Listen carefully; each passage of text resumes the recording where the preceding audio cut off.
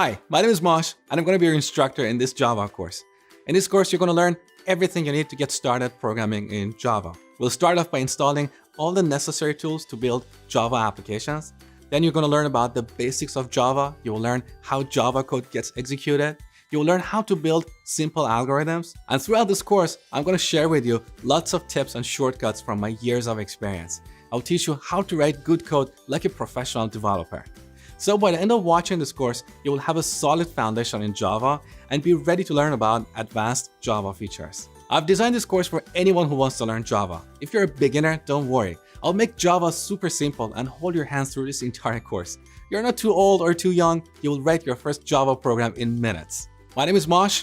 I'm a software engineer with 2 decades of experience, and I've taught over 3 million people how to code and how to become professional software engineers. I have a coding school at codewithmosh.com where you can find plenty of courses that help you take your coding skills to the next level. I hope you'll stick around and learn this beautiful and powerful programming language. And now a word from this video's sponsor. As someone who runs an online business, I cannot stress enough the importance of staying safe online, which is why I was so excited when Dashlane reached out to me. If you don't know, Dashlane is the password manager and VPN recommended by Apple and Google, and it's a fantastic safeguard for keeping your information secure. It's completely free to use for your first device, so head over to dashlane.com/mosh to give it a go. If you want to upgrade to the premium to get VPN or dark web monitoring, you can use the promo code MOSH to get 10% off. Sign up for Dashlane today and keep yourself safe online. Now back to the course.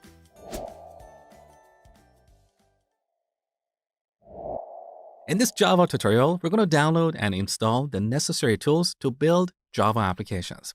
So open up your browser and search for JDK download. JDK is short for Java Development Kit, and it's basically a software development environment for building Java applications. It has a compiler, it has a bunch of code that we can reuse, it has a Java runtime environment, and a bunch of other stuff.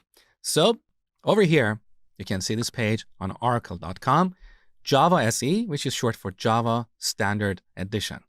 Click on this. Now over here, click on this icon. Now on this page, you can see Java Development Kit for various platforms like Linux, macOS, and Windows. Here I'm on a Mac, so I'm going to download this DMG file over here. Now before we do this, first we need to accept the license agreement. All right, now let's download the DMG. When we open this, we're going to see this package. Let's double click this. And here we see this installation wizard. It's super easy. Just click continue and install. You have to enter your computer's password. And then, all right, done. Beautiful. So we can move this to trash. Now, the next piece of software we need is a code editor. There are so many code editors for building Java applications. The popular ones are NetBeans, Eclipse, and IntelliJ. In this Java course, I'm going to use IntelliJ, but if you have a favorite editor, feel free to use that to take this course. That's perfectly fine. So let's search for IntelliJ download. All right, you can see download IntelliJ IDEA. Click on this link. Over here, download the Community Edition, which is absolutely free, and it's more than enough for this course. So download. All right, now let's drag and drop this onto the applications folder. Beautiful. All right, we've installed all the necessary tools to build Java applications. So next, we're going to look at the anatomy of a Java program.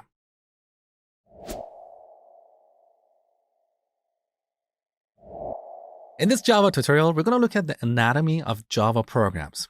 The smallest building block in Java programs are functions. A function is a block of code that performs a task. As a metaphor, think of the buttons on the remote control of your TV. Each button performs a task. Functions in programming languages are exactly the same. For example, we can have a function for sending emails to people. We can have a function for converting someone's weight in pounds to kilograms. We can have a function for validating users' input and so on. Now let's see how we can code a function in Java. We start by specifying the return type of that function. Some functions return a value like a number, a date time, and so on. Other functions don't return anything. So the return type of these functions is void. Void is a reserved keyword in Java, and that's why I've coded that in blue here. Now, after the return type, we have the name of our function. So here we should give our function a proper descriptive name. like send email. This name clearly identifies the purpose of this function, okay? Now, after the name, we have a pair of parentheses, and inside these parentheses, we add the parameters for this function. We use these parameters to pass values to our function. For example, our send email function should have parameters like who is the receiver, what is the subject of this email, what is the content of this email, and so on. Now, in this tutorial, we're not going to worry about parameters. We'll look at them in the future. Now, after the parentheses, we add a pair of curly braces, and inside these braces, we write the actual Java code. Now, one thing I want you to pay attention to here is that in Java, we put the left brace on the same line where we define our function. In other programming languages like C#, it's more conventional to put the left brace on a new line, but we don't do that in Java. So we put the left brace on the same line where we define our function. Now, every Java program should have at least one function, and that function is called main. So main is the entry point to our programs. Whenever we execute a Java program, the main function gets called, and the code inside this function gets executed, okay? Now, these functions don't exist on their own. They should always belong to a class. So a class is a container for one or more related functions. Basically, we use these classes to organize our code, just like how products are organized in a supermarket. In a supermarket, we have various sections like vegetables, fruits, cleaning products, and so on. Each section contains related products. By the same token, a class in Java contains related functions. Now, every Java program should have at least one class that contains the main function. Can you guess the name of that class? It's main. So this is how we define a class in Java. We start with the class keyword, then we give our class a proper descriptive name, and then we add a pair of curly braces. Now the functions that we define in between these curly braces belong to this class. And more accurately, we refer to them as methods. So a method is a function that is part of a class. In some programming languages like Python, we can have a function that exists outside of a class. So we call it a function. But when a function belongs to a class, we refer to it as a method of that class, okay? Now, in Java, all these classes and methods should have an access modifier. An access modifier is a special keyword that determines if other classes and methods in this program can access these classes and methods. We have various access modifiers like public, private, and so on. Now, most of the time, we use the public access modifier, so we put that in front of our class and method declarations. So this is the basic structure of a Java program. At a minimum, we have a main class, and inside this main class, we have the main method. Now, you might be curious why we have a capital M in the name of this class. Because in Java, we use different conventions for naming our classes and our methods. To name our classes, we use the Pascal naming convention, and that basically means the first letter of every word should be uppercase. In contrast, to name our methods, we use the camel naming convention, and that means the first letter of every word should be uppercase except the first word. So that is why we have a capital M in the name of this class. All right, now that you understand the anatomy of a Java program, let's create a new Java project and see all these building blocks in action.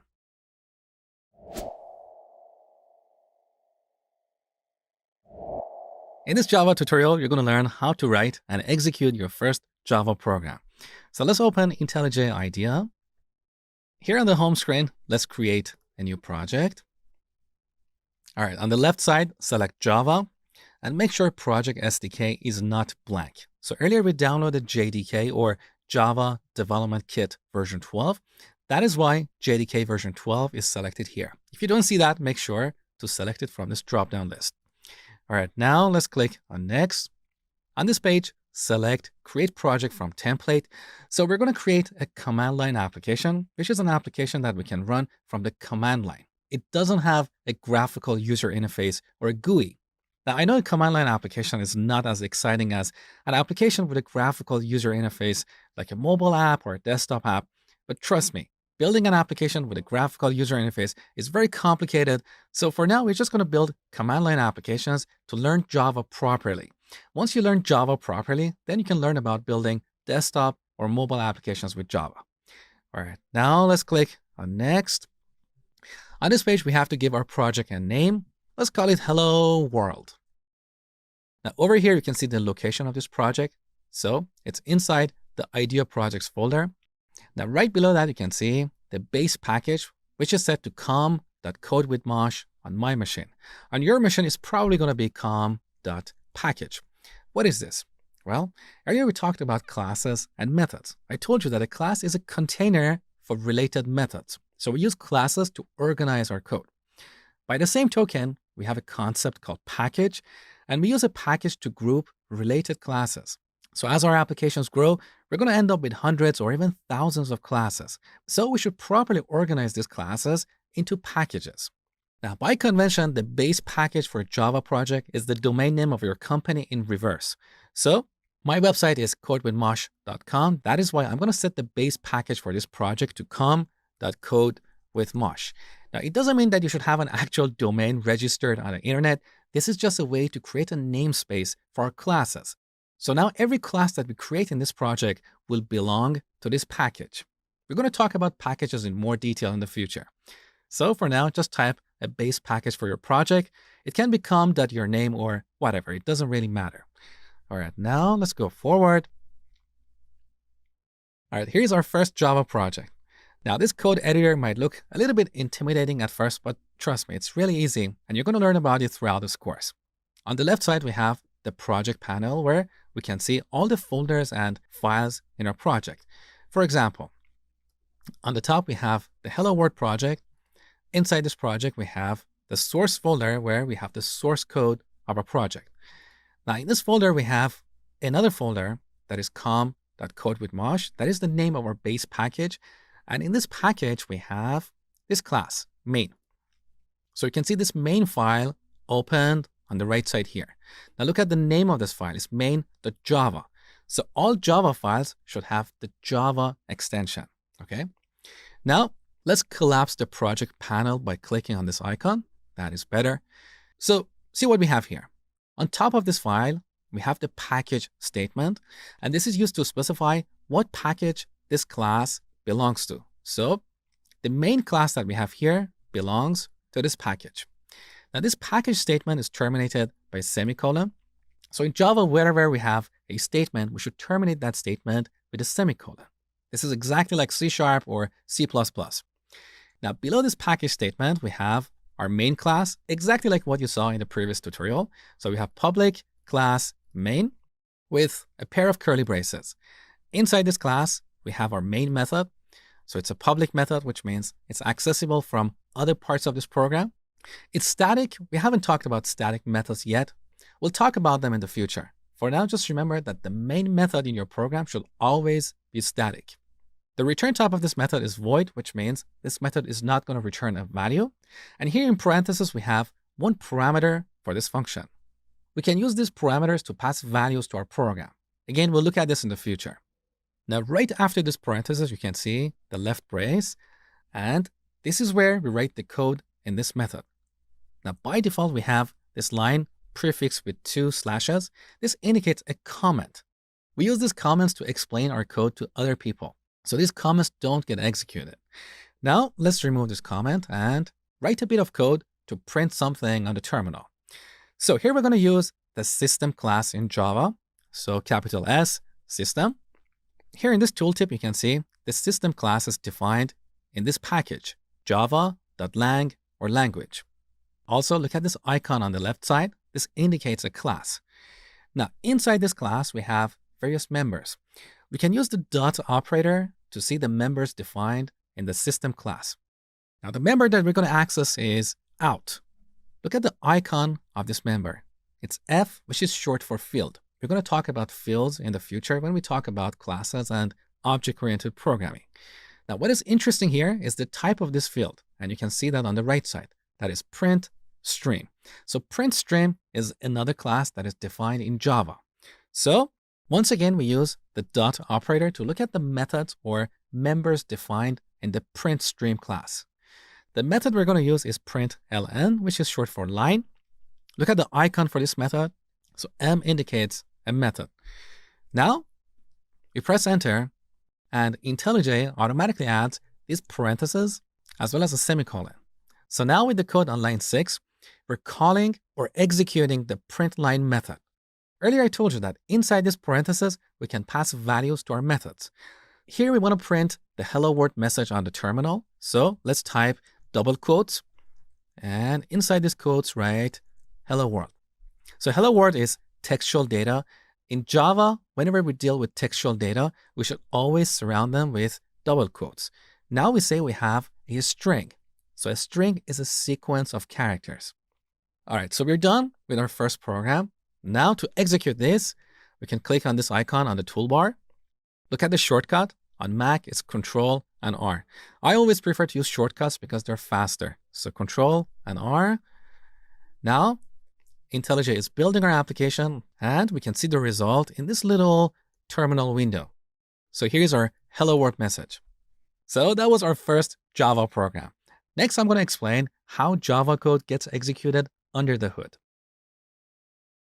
Hey, Mosh here. I just wanted to let you know that you really don't have to memorize anything in this course. I've put together a comprehensive cheat sheet with summary notes that you can download below this video. So I've done my best to create the best possible Java course, and I would really appreciate it if you support me by liking and sharing this video on the social networks that you use often. Also, be sure to subscribe and enable the notifications, so next time I upload a video, you'll get notified. Thank you so much, and let's continue watching. All right, now let's see what exactly happens under the hood the moment we run a Java program in IntelliJ. There are basically two steps involved here: compilation and execution. In the compilation step, IntelliJ uses the Java compiler to compile our code into a different format called Java bytecode. This Java compiler comes with the Java development kit that we downloaded at the beginning of the course. Let me show you. So here we can right-click on this main.java, and in this context menu, we have an item called Open in Terminal. It's down below. Unfortunately, it's not visible in my recording window. It's called Open in Terminal on Mac and probably Open in Command Prompt on Windows. So let's open that. We get this terminal window or Command Prompt on Windows. Here we're currently inside of this folder, Code with Mosh. That is where we have our main.java file. Now we can invoke the Java compiler like this, Java C, and pass the name of our Java file as an argument. So main.java.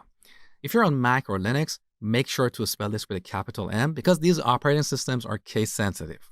So enter. Now let's look at the content of this folder. On Mac or Linux, we can type ls. On Windows, we type dir. So let's take a look. In this folder now we have a new file, main.class. This is the bytecode representation of this Java file. Now, when we use IntelliJ to run our Java program, this class file gets stored somewhere else. Let me show you. So back to the project panel. Here in our project, we have this source folder where we have our source code, and we have this out folder where we have the result of the compilation. So inside this folder, we have production. Inside this, we have hello world, the same name as our project. Inside hello world, we have com, which is the name of our top level package. Inside this package, we have a sub package that is code with Mosh. And here we have our main.class file. So this was the compilation step. Now, this Java bytecode that we have in this file is platform independent. And that means it can run on Windows, Mac, Linux, or any operating systems that has a Java runtime environment. If we go to java.com/download, we can download Java, or more accurately, Java runtime environment for various operating systems. This Java runtime environment has a software component called Java Virtual Machine, or JVM. This JVM takes our Java bytecode and translates it to the native code for the underlying operating system. So if you're on a Windows machine, this Java Virtual Machine converts our Java bytecode into the native code that Windows can understand. This architecture is the reason why Java applications are portable or platform independent. We can write a Java program on a Windows machine and execute it on Linux, Mac, or any other operating systems that have a Java runtime environment. C# and Python also have the same architecture. That's why they're platform independent as well. Now let me show you how to invoke this Java virtual machine to run a Java program. So back to this terminal window, let me expand this. Currently we are inside of this folder, Code with Mosh, and in this folder we have this class file. Now let's go one level up. So cd ... and one more time. So now we are inside the source folder. We can invoke Java virtual machine like this. We type Java, and then we type the full path to our main class file. What do I mean by that? Well, earlier we defined this package com.codewithmosh, and this class, the main class, is part of this package. So the full path to this class is com.codewithmosh.main. Make sure to use a capital M here because this is case sensitive. Now when we press enter, Java will look at this folder, com. Inside this folder, it will look at this other folder, codewithmosh, and then it will find main.class in that folder. It will load the bytecode and convert it to the native code for the operating system we are using. So take a look. So it executed our program, hello world. Beautiful. When we run a program using IntelliJ, all these steps are hidden from us. We don't see the compilation or execution steps. So you have seen Java in action. Now let me tell you 5 interesting facts about Java. Java was developed by James Gosling in 1995 at Sun Microsystems, which was later acquired by Oracle in 2010. It was originally called Oak after an oak tree that stood outside Gosling's office. Later it was renamed to Green and was finally renamed to Java, inspired by Java Coffee. That's why its logo looks like this. We have 4 editions of Java for building different kinds of applications. We have Java Standard Edition. This is the core Java platform, which is what we're using in this course. It contains all of the libraries that every Java developer must learn. We have Java Enterprise Edition, which is used for building very large-scale and distributed systems. It's built on top of Java Standard Edition and provides additional libraries for building fault-tolerant, distributed, multi-tier software.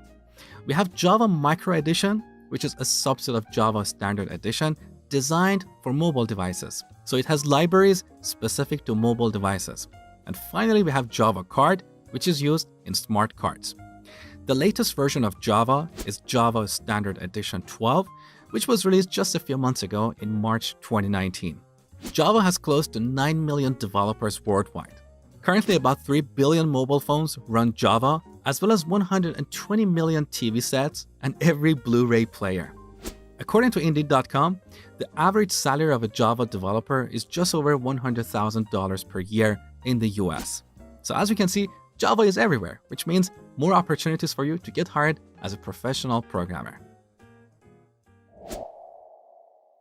Now, let me give you a quick overview of how I've structured this course so you can get the most out of it. This course is the first part of my complete 4-part Java series. Each part is about 3 to 4 hours long, so you can easily complete it in a day or 2. In the first part, which is what you're watching, you're going to learn the fundamentals of programming with Java. In the next section, you'll learn about the type system in Java. You will learn how to work with various types such as numbers, strings, booleans, and arrays. By the end of this section, you will build a mortgage calculator as your first Java project. We'll be improving this calculator bit by bit throughout this course. Next, you will learn about control flow statements that are used to build algorithms. We'll be talking about various types of conditional statements and loops. Later in this section, we'll add data validation to our mortgage calculator to force the user to enter valid values. At this point, you'll be able to build basic algorithms, and that's great. But being a good programmer requires knowing how to write good code, code that is clean and expressive. That's what separates an outstanding programmer from an average programmer. So in the following section, we'll talk about clean coding. I will show you various techniques that professional programmers use to make their code clean and maintainable. And finally, in the last section, you will learn how to find and fix errors in your Java programs, as well as how to package them for deployment so others can use them. So the materials in the first part will give you a solid foundation on how to start programming in Java. In the second part, we'll talk about object-oriented programming, which is a style of programming used in most, if not all, Java applications. Whether you want to use Java to build web, mobile, or desktop applications, you need to understand object-oriented programming well, because otherwise you're going to constantly hit obstacles. In the third part, we're going to talk about core Java APIs or application programming interfaces. You will learn about many of the useful classes in the standard Java library. And finally, in the last part, we'll be looking at the advanced features in Java, such as streams, threads, database programming, and so on. So I hope you're going to join me on this journey and master Java, the most popular programming language behind millions of apps and websites.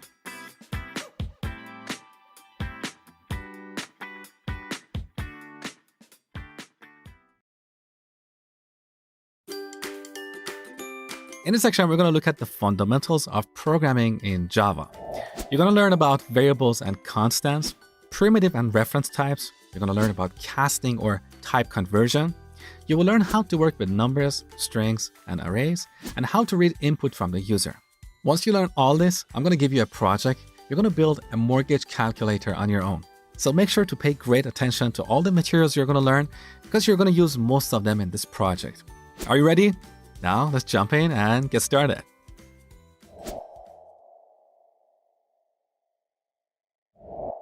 In this tutorial, we're going to talk about variables in Java. We use variables to temporarily store data in computer's memory. Here's an example. Imagine in this program, you want to store someone's age in the memory. So we declare a variable like this, int age equals 30. So int or integer is the type of this variable. So in this variable, we can only store integers, which are whole numbers, like 1, 2, 3, 4, numbers that don't have a decimal point. Now in Java, we have several different types. I'm going to talk about them in the next tutorial. So first, we specify the type of our variable. Then we give it a name or a label. This is also called an identifier because we use it to identify our variable. This equal sign is called the assignment operator, and 30 is the initial value that we are assigning to this variable. So we say on line 6, we're initializing this variable, which means we're giving it an initial value. We always have to initialize our variables before reading them. So with this line, we're storing number 30 somewhere in computer's memory, and we're assigning this label to that memory location. Now on line 7, instead of printing hello world, we can print the value of the age variable. Take a look. So I'm going to run this program using Control and R. There you go. Now we see 30 on the terminal. Beautiful. We can also change the value of our variable. So after we initialize it, perhaps we can change it to 35. Now when we run this program again, we see 35. Beautiful. We can also initialize multiple variables on the same line, but this is something that I don't recommend because it makes your code ugly and hard to read. Here is an example. We can declare another variable like temperature and set it to 20. So using a comma, we can declare multiple variables on the same line. Now, even though this is technically possible, it's not something that I recommend. So it's always better to declare one variable on each line like this. We can also copy the value of one variable into another. Here is an example. Let me delete these variables and declare a new variable called my age. We set it to 30, and then we declare another variable like her age, and we set it to my age. So now when we print her age, we're going to see 30. Take a look. So on line 7, we're copying the value of this variable into this other variable. Now, one thing I want you to pay attention to here is the convention I have used for naming our variables. As I told you before, this is called the camel case notation. So we should capitalize the first letter of every word except the first word. So in this case, the first word, my, it's all in lowercase, but the second word starts with a capital letter. So this is all about declaring and initializing variables. In the next tutorial, we're going to talk about various types in Java.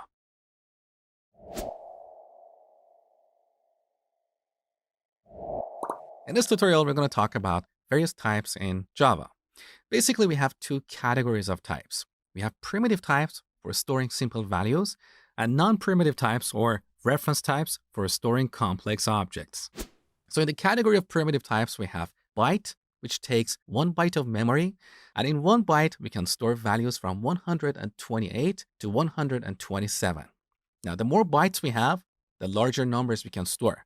So next we have short, which takes 2 bytes. And with this, we can store values up to 32,000. Next, we have integer, which we have seen before. Integers take 4 bytes of memory and allow us to store values up to 2 billion. Then we have long, which takes 8 bytes And with this, we can store even larger numbers. Now, all these types are for storing whole numbers that don't have a decimal point. If you want to store a number that has a decimal point, you have to use float or double. Float takes 4 bytes, double takes 8 bytes. So obviously with double, we can store larger numbers. Next, we have char for storing a single character like A, B, C. And these char types take 2 bytes, so they support international letters. And finally, we have Boolean for storing Boolean values, which can be true or false, just like yes or no in English. Now let's take a look at a few examples. Earlier, we used an integer for storing someone's age, but as you learned, integers take 4 bytes and allow us to store values up to 2 billion. We don't need 4 bytes of memory to store someone's age. All we need is 1 byte, because with 1 byte, we can store values up to 127. So I'm going to change this to byte. That is better. Now let's look at another example. Let's say we want to store the number of times a YouTube video has been watched. So we define an integer called views count. Note that I'm always using meaningful names for my variables because these names help us understand what this code does. I've seen some people use variable names like v or v1 or n. Nobody knows what these variables do. So as a best practice, always use meaningful and descriptive names for your variables. So views count, we set this to a large number like 1, 2, 3, 4, 5, 6, 7, 8, 9. Now in Java, whenever you deal with a large number like this, you can use an underscore to separate every 3 digits, just like how we use a comma in our documents to make our numbers more readable. We can use an underscore in Java. So with integers, we can store values up to 2 billion. But let's say the number of times this video has been watched is 3 billion. So I added 3 here. Now we have a red underline that indicates an error. When we hover our mouse over it, we see this tooltip, integer number too large. So we need to change the type of this variable to long. However, the error is still there. What's going on here? The reason we're getting this error is that by default, Java sees these numbers as integers. So even though we have defined the type of this variable as long, Java compiler sees this value as an integer, and it thinks this value is too large for an integer. To solve this problem, we need to add an L as a suffix to this number. We can use an uppercase or a lowercase l. But as you can see, a lowercase l kind of looks like a 1, so it's better to use a capital L. So these are examples of whole numbers. Now let's declare a variable for storing a number with a decimal point. So double price, we set this to 10.99. Obviously, the double variable is too large for storing the price of a product, so we can change this to float. That is better, but we have a compilation error here. Take a look. Incompatible types, required float, but found double. The reason we're seeing this error is that by default, Java sees these numbers with a decimal point as double. So even though we set the type of this variable to float, Java sees this number as a double. So just like how we added a suffix to this number to represent it as a long, we need to add a suffix here to represent this number as a float. And that suffix is f. Once again, we can use an uppercase or lowercase f. So these are examples of numbers. Now let's store a character. So char, we call it letter, and we set it to A. Note that we should always surround single characters with single quotes and multiple characters or strings with double quotes, okay? So char represents only one character, string represents a series of characters. And finally, let's see an example of a Boolean. So we define a Boolean variable called is eligible. Is this person eligible for loan or not? We set this to true or false. These are the Boolean values. Now note that all these words coded in orange are reserved keywords in Java, just like public, static, void, class, package. These are all reserved keywords. So we cannot use these reserved keywords to name our variables, classes, and methods.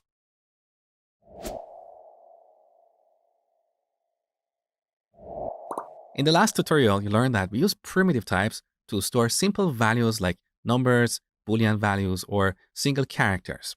In contrast, we use reference types to store complex objects like data objects or mail messages. These are complex objects. Now in Java, we have 8 primitive types that you have seen before. All the other types are reference types. Let me show you an example. So here in this program, first I'm going to declare a primitive type. Let's say byte age equals 30. Now, declaring and initializing a reference type is slightly different from a primitive type. Let me show you. So let's type date. Now here in this tooltip box, which is called IntelliSense, we can see various classes that have date in their name. So IntelliJ is helping us complete our code by suggesting these class names. Now here we have a date class in this package, java.util. So this package contains a lot of utility classes that are useful in a lot of programs.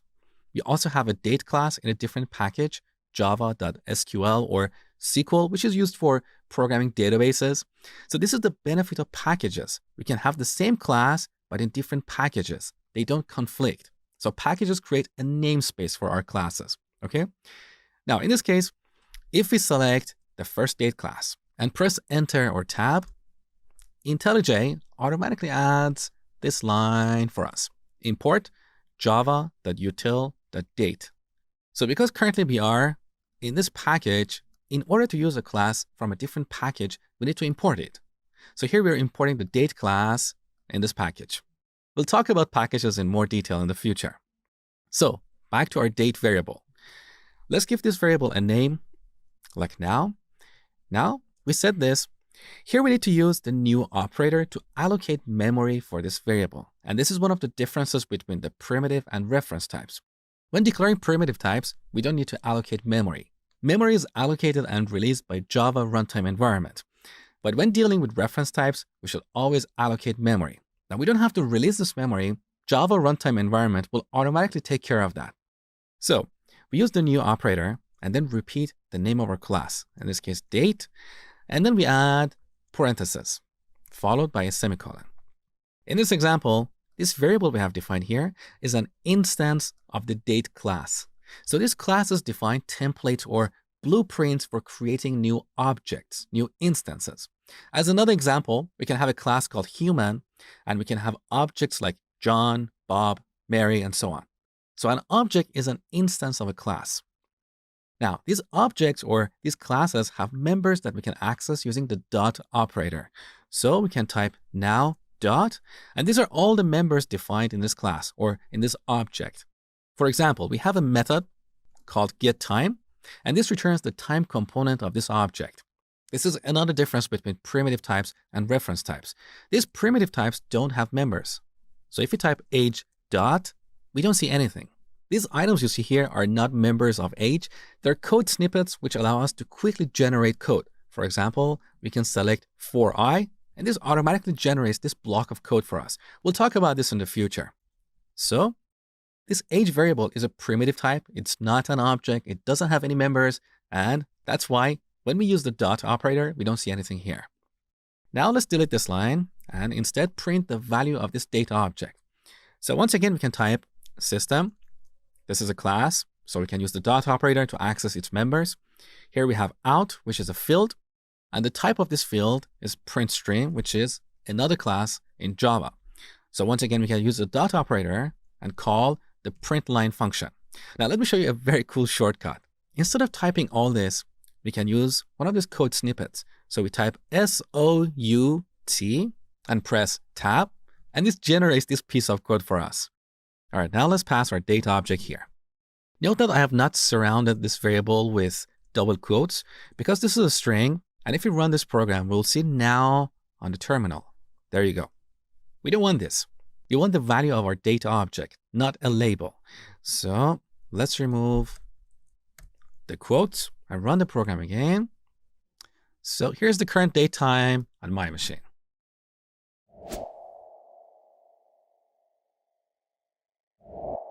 Yeah, I've learned a little bit about the differences between the primitive and reference types. So you know that we use primitive types for storing simple values and reference types for storing complex objects. But there is a very important difference between these two categories of types in terms of memory management. And that's what we're going to talk about in this tutorial. So I'm going to declare a primitive variable, x, and set it to 1. And then I'm going to declare another variable like y and set it to x. So in this example, we have two different variables, x and y, and these two variables are at different memory locations. So they're completely independent of each other. In other words, if I change the value of x, y is not going to get affected. Let me show you. So I'm going to update x to 2 and then print y. So SOUT tab y. Let's take a look. So run.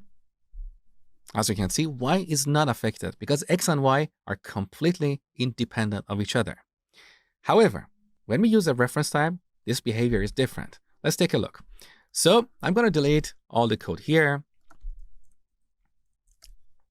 In Java, we have a point class that is defined in this package, java.awt.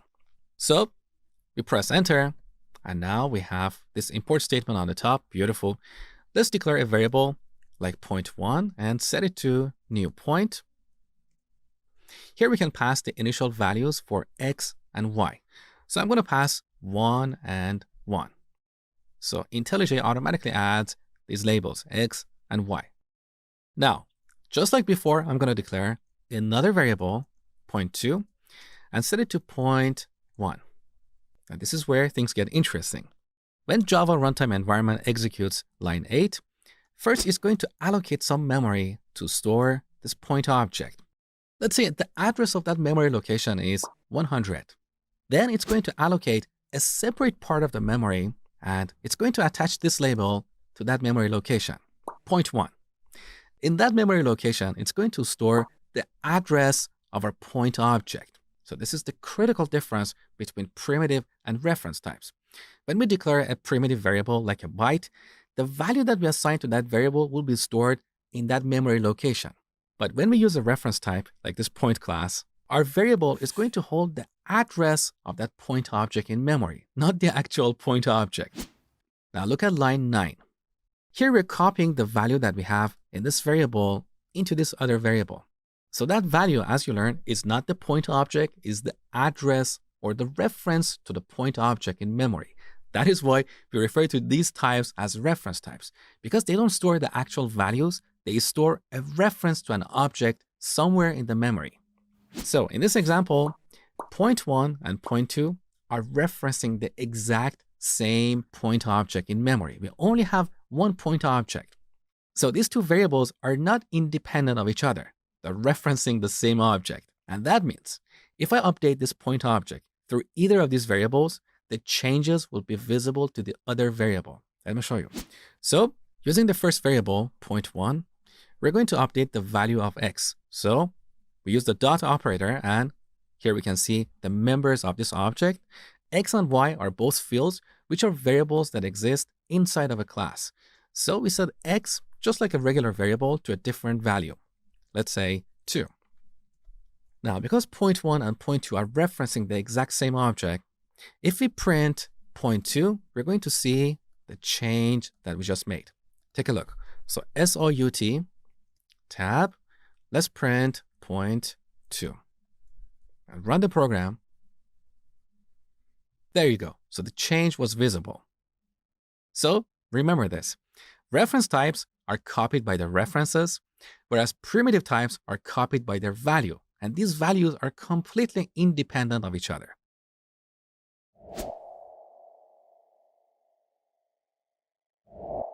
In this tutorial, we're going to look at strings in Java. So earlier in the course, we printed the hello world message on the terminal.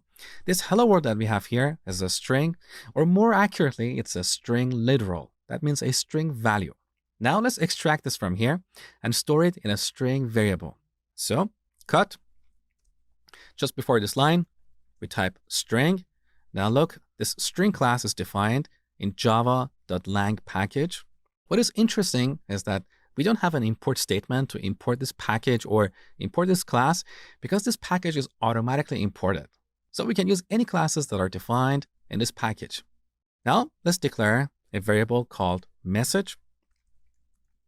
And because this is a reference type, we should instantiate this variable using the new operator. So new string, and here in parentheses, we type our message, hello world.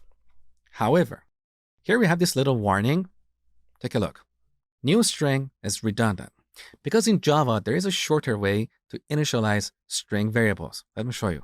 So instead of using the new operator, we simply set this to our string literal.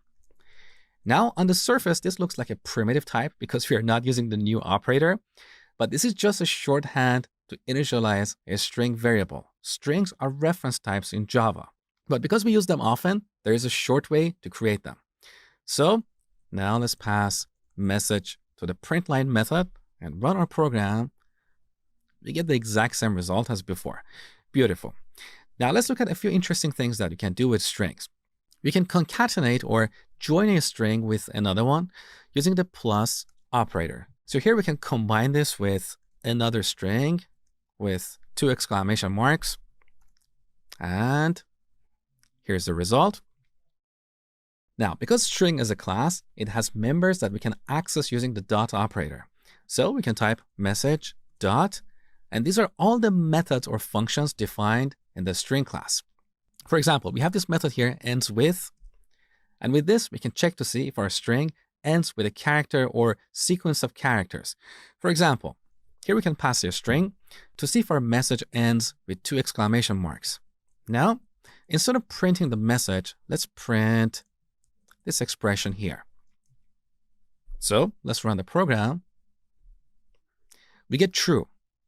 So this method that we have called here returns a Boolean value, which can be true or false. We also have another method, starts with. Let's take a look. Now in this case, we get false because our message doesn't start with 2 exclamation marks. Another useful method is length. So we can call that to get the length of a string, which is the number of characters.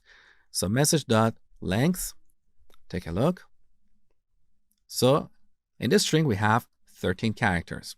And this is useful in situations where you want to check the length of the input by the user. For example, you might have a sign-up form with a username field. You can check the length of someone's username and give them an error if the username is longer than, let's say, 20 characters. Pretty useful. We also have another method that is index of, and this returns the index of the first occurrence of the character or the string that we pass here. For example, if we pass h, the index of h is 0. So let's run the program. There you go, we get 0. If we pass e, we get 1 because the index of the first e in this message is 1. Now, what if we pass a character or a string that doesn't exist in this message? Let's say sky. We get -1. So with this method, we can check to see if a string contains certain characters or words or sentences and so on. Another useful method is replace. And with this, we can replace one or more characters with something else. For example, we can replace any exclamation marks with, let's say, a star. So this replace method has 2 parameters. One is target, the other is replacement. And here we're passing 2 values for these parameters.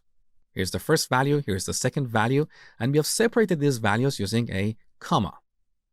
Now in programming terms, we refer to these values as arguments. A lot of programmers don't know the difference between parameters and arguments. Parameters are the holes that we define in our methods. Arguments are the actual values that we pass to these methods. So in this case, target and replacement are parameters, but exclamation mark and asterisk are arguments. Now let's run this program and see what happens. So our exclamation marks are replaced with stars. Now what is important here is that this method does not modify our original string. It returns a new string. So if we print our original string right after SOUT, tab, message, you can see the original string is not changed. Because in Java, strings are immutable. We cannot mutate them. We cannot change them. So any methods that modify a string will always return a new string object. Okay? We also have another useful method, to lowercase. Let's take a look. So to lowercase converts all characters to lowercase. And once again, you can see that the original string is not affected because this method returns a new string, okay? We also have to uppercase, and another useful method is trim. And with this, we can get rid of extra white spaces that can be at the beginning or the end of a string. Sometimes our users type unnecessary spaces in form fields. So using the trim method, we can get rid of these white spaces. Let me show you. So I'm going to add a couple of spaces before and after our message. Now, when we trim it, these white spaces are going to get removed. Take a look. So here's the original string. You can see 2 white spaces at the beginning, and here's our string after trimming. So these are some useful methods in the string class, but this class has more methods that we don't have time to cover in this lecture. But as we go through the course, you're going to learn more about the string class and other useful classes in Java.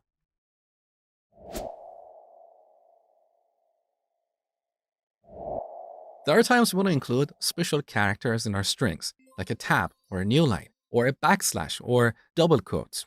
So in this tutorial, I'm going to show you how to include these special characters in your strings. So here we have the string, hello Mosh. Let's say we want to surround Mosh with double quotes. Now here's the problem. If we add a double quote here, Java compiler thinks this is the termination of our string, so it doesn't understand what we have after. That's why we have a compilation error. To fix this problem, we need to prefix this double quote with a backslash. So using this backslash, we have escaped the double quote. Now, one more time, let's add backslash double quote here. Now let's run the program and see what we get. So we get hello Mosh in double quotes. Beautiful. So double quote is one of those special characters that you need to be aware of. Another special character is backslash. Let's say we want to store the path to a directory on a Windows machine. So that will look like this. C drive, backslash, Windows, backslash, whatever. Now, if you want to store this in a string, we need to escape each backslash. Let me show you. So C drive, backslash. Now we have a problem. Java compiler thinks we're escaping the double quote here, so it thinks our string is not terminated with another double quote. But that's not what we want. You want to add a backslash here. So we need to prefix our backslash with another backslash. Now we type Windows, one more time, something. Let's run the program. So even though we have 2 backslashes in our code, we actually see 1 backslash in the terminal window. Another escape sequence is \n, and we use that to add a new line to our strings. So let's change this to \n and run the program to see what happens. Now our string is broken down onto multiple lines. On the first line, we have C drive, then we have Windows. So wherever we add a \n, Java will insert a new line. We can also add a tab in our strings. So if we add \t here, there will be a tab between C drive and Windows. Let's take a look. So C drive, here we have a tab, and then Windows. Now in Java, we have a few more escape sequences, but quite honestly, they're hardly used. So remember these 4 escape sequences that we covered in this tutorial.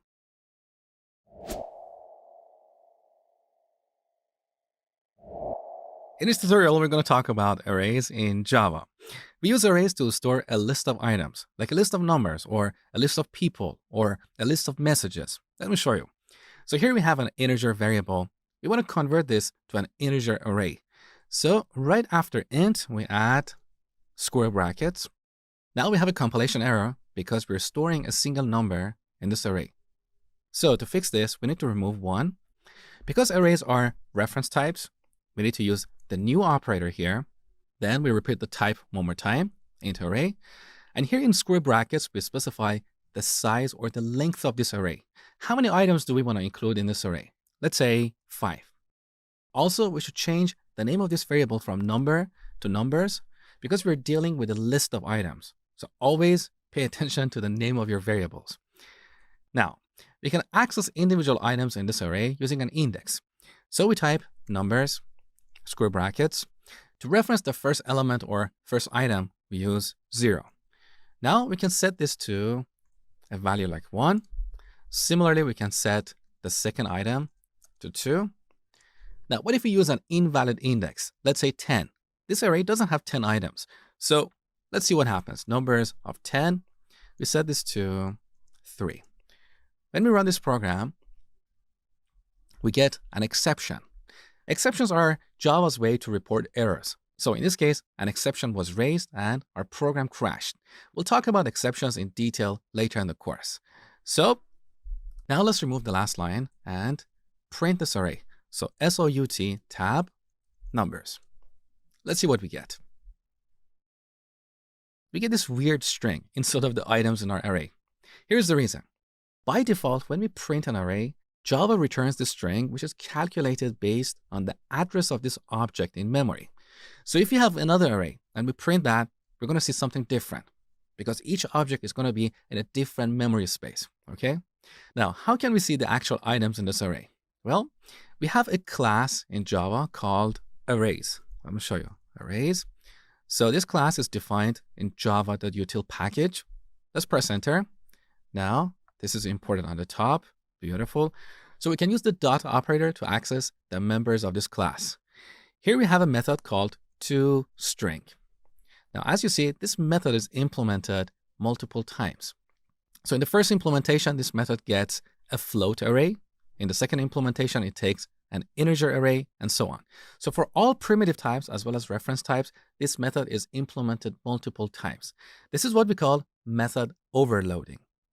Now, we can call this method and pass our integer array, and this will return the string representation of this array. So we can cut this from here and pass it to our print method, like this. Now, let's run the program one more time, and here's our array. Beautiful. So the first two items are initialized. The others are set to 0 by default, because here we're dealing with an integer array. If we had a Boolean array, all items by default get initialized to false. If you have a string array, all items get initialized to an empty string. Okay. Now, this syntax for creating and initializing an array is a little bit tedious, and it's an older syntax. There is a newer way to initialize an array if we know the items ahead of time, like in this case. So I'm going to remove these two lines. I'm also going to remove the new operator. Here we use curly braces, and inside these braces, we add all the items in this array. Let's say 2, 3, 5, 1, and 4. Now we have 5 items, so the length of this array is going to be 5. We can read that using the length field. So if we type numbers dot, look here we have this field. Look at the icon, it's an F. So this is a field which is like a variable in a class, and the type of this field is an integer. So this returns the number of items in this array. Let's get that and print it using our print method, like this. Take a look. So we get 5. Now in Java, arrays have a fixed size. So once we create them, we cannot add or remove additional items to them. They have a fixed length. If you want to be able to add or remove additional items from an array, you should use one of the collection classes that we'll talk about later in the course. For now, all I want you to remember is that arrays have a fixed length. Now currently our array is not sorted. These numbers are in some kind of random order. We can easily sort this array using the sort method of the arrays class. Let me show you.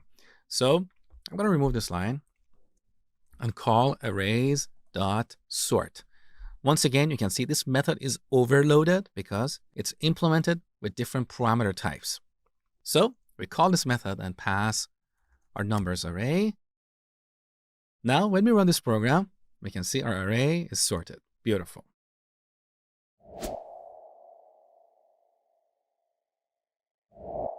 So you have learned that we use arrays to store a list of objects. In Java, we can also create multi-dimensional arrays. For example, we can create a 2-dimensional array to store a matrix, or we can create a 3-dimensional array to store data for a cube. These are useful in scientific computations. Let me show you. So here we have a single-dimensional array. To convert this to a 2-dimensional array, we need to add another pair of square brackets. Now we have a compilation error because we need to repeat these brackets on the other side. So let's say we want to create a 2x3 matrix. So 2 rows and 3 columns. We add another brackets here and change these lengths to 2 and 3. So now we have 2 rows and 3 columns. Now to access individual items in this array, we need to supply 2 indexes. First, the index of the row. So we can go to the first row and then the first column and initialize that to 1. Now let's print this. So SOUT tab. Once again, we use our arrays class dot toString and pass this object. Take a look. Once again, we get this weird string because here we're dealing with a multi-dimensional array. To solve this problem, we need to use another method in this class called deep toString. We use this for printing multi-dimensional arrays. Take a look. Now we have this matrix which has 2 rows, and in each row we have 3 columns. We can also create a 3-dimensional array. All we have to do is to add another pair of brackets and specify the length of that dimension. Pretty easy. Now, what about the curly brace syntax? Let me show you. So let's revert this back to a 2-dimensional array. We're going to get rid of the new operator and use curly braces. Now, let's say in this matrix, we're going to have 2 rows and 3 columns. So each row is an array itself because it's a list of items, right? So we add another array here. Let's say 1, 2, 3. Then comma. Now we add the second row, which is another array. In this row, we're going to have 3 numbers, 4, 5, and 6. Now let's remove this line. We don't need it anymore. And print this array. So here's the end result.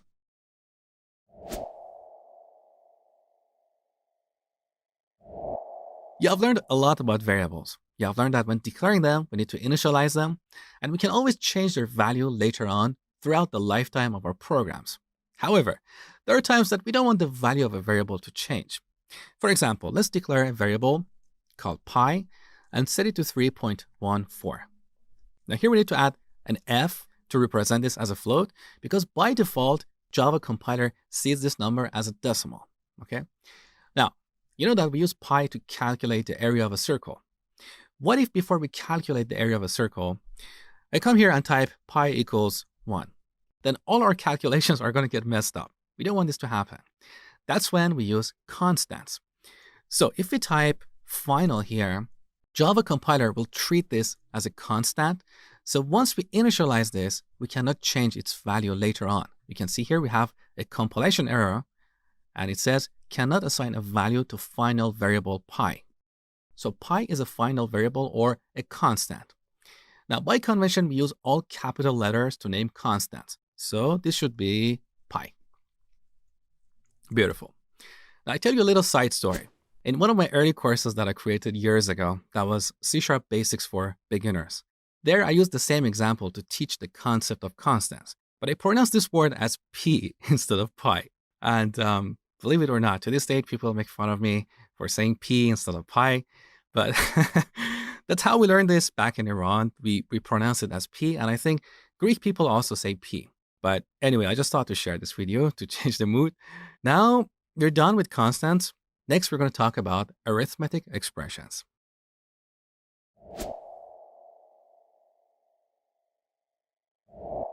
In this tutorial, we're going to talk about arithmetic expressions in Java. So in Java, we have the same arithmetic operators that we have in math. We have addition, subtraction, multiplication, division, and modulus, which is the remainder of a division. Let's look at a few examples. So I'm going to declare an integer called result. And here we can type 10 plus 3. Now when we print result, it's going to be 13. Pretty straightforward. There you go. So this is addition. We also have subtraction, multiplication. Division is an interesting one. Let's take a look.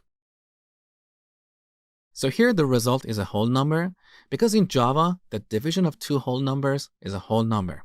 If you want to get a floating point number here, you need to convert these numbers to a float or a double. Let me show you. So we prefix this number with parentheses, and in parentheses we type double. Now we are casting or converting this number to a double. Similarly, we should do that here. And now we have a compilation error because on the left side, we declared an integer, but here the result of this expression is a double. And by the way, an expression is a piece of code that produces a value. So what we have here is an expression because it produces a value. So to fix this problem, we need to change this to double. Now when we run this program, we get this floating point number. Beautiful. So these are the arithmetic operators. And these numbers that we have here are called operands. We also have increment and decrement operators. Let me show you. So I'm going to declare a new variable, int x, we set it to 1. Now, if you want to increase the value of x by 1, we use the increment operator. Now, let's print this on the terminal. So we get 2. There you go. We can apply this operator as a postfix or as a prefix, and we get the same result. Take a look, 2. However, if we use this on the right side of an assignment operator, we get different results. Let me show you. So I'm going to declare another variable, y. We set it to x plus plus. In this case, because we have applied the increment operator as a postfix, first the value of x will get copied to y, so y will be 1, and then x will be incremented by 1. So if we print x and y, x is going to be 2 and y is going to be 1. Take a look. So x is 2 and y is 1. Beautiful. However, if we apply this as a prefix, first x will be incremented by 1, so it will be 2, and then it will be copied to y. So in this case, both x and y will be 2. Take a look. So we get 2 and 2. Now, what if you want to increment x by more than 1? Let's say by 2. Well, there are 2 ways to do this. Let's remove y. We don't really need it anymore. We can write x equals x plus 2. So first, we add 2 to x. The result will be 3, and then 3 will be copied into x. The other way is to use the augmented or compound assignment operator. So we can write x plus equals 2. What we have on line 8 is exactly identical to what we have on line 7. But as you can see, it's shorter. So this is a better way to write the same code. Now, this is one of the augmented assignment operators. We have the augmented assignment operator for other arithmetic operators. So we can type x minus equals 2, and this will reduce the value of x by 2. We also have multiply and divide. So these are the augmented or compound assignment operators.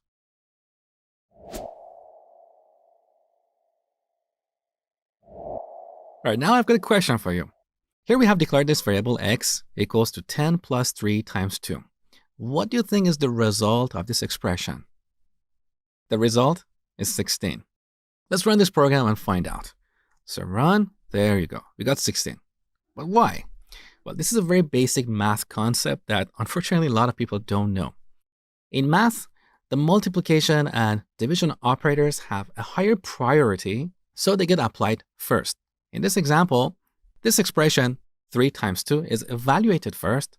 The result is 6, and then 6 is added to 10. That's why we get 16. Now, if you want to change the order of these operators, you can always use parentheses. For example, if you want this expression to be evaluated first, we wrap it in parentheses. So, like this. Now, Java compiler will first evaluate this expression. The result will be 13, and then 13 is multiplied by 2. So we get 26. Take a look. There you go. So be aware of the order of these operations. Parentheses always have the highest priority. Then we have multiplication and division. And finally, we have addition and subtraction.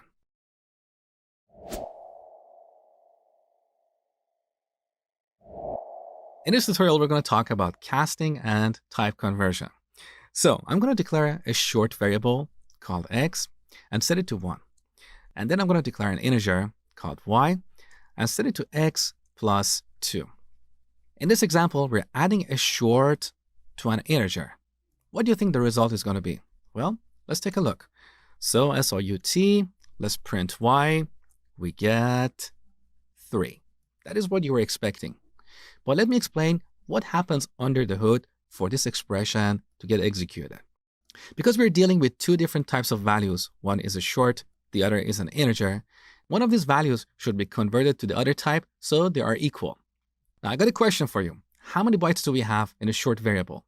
We have 2 bytes. How many bytes do we have in an integer? 4 bytes. So any values that we store in a short variable can also be stored in an integer variable, right? So when this piece of code is going to get executed, this is what's going to happen. First, Java looks at the value in this variable. It's 1, right? It's going to allocate another variable, an anonymous variable somewhere in memory. We don't know where that is. We don't know the name of that variable. It doesn't have a name. It's anonymous. That variable is going to be an integer. Then Java is going to copy the value of x into that memory space, and then it will add these two numbers together. This is what we call implicit casting. Let me type it here. Implicit casting. That means automatic casting or automatic conversion. We don't have to worry about it. Whenever we have a value and that value can be converted to a data type that is bigger, casting or conversion happens implicitly or automatically. So byte can be automatically converted to short, and this can be converted to int and long, okay? Now, what about floating point numbers? Let's look at an example. I'm going to change this to a double 1.1. Now here we have a compilation error because on the right side of the assignment operator, we have a floating point number, a double. On the left side, we have an integer. So we need to change this to double. Now, when we execute this code, we're going to get 3.1. Let's verify this. There you go. Now let's see how casting happens here.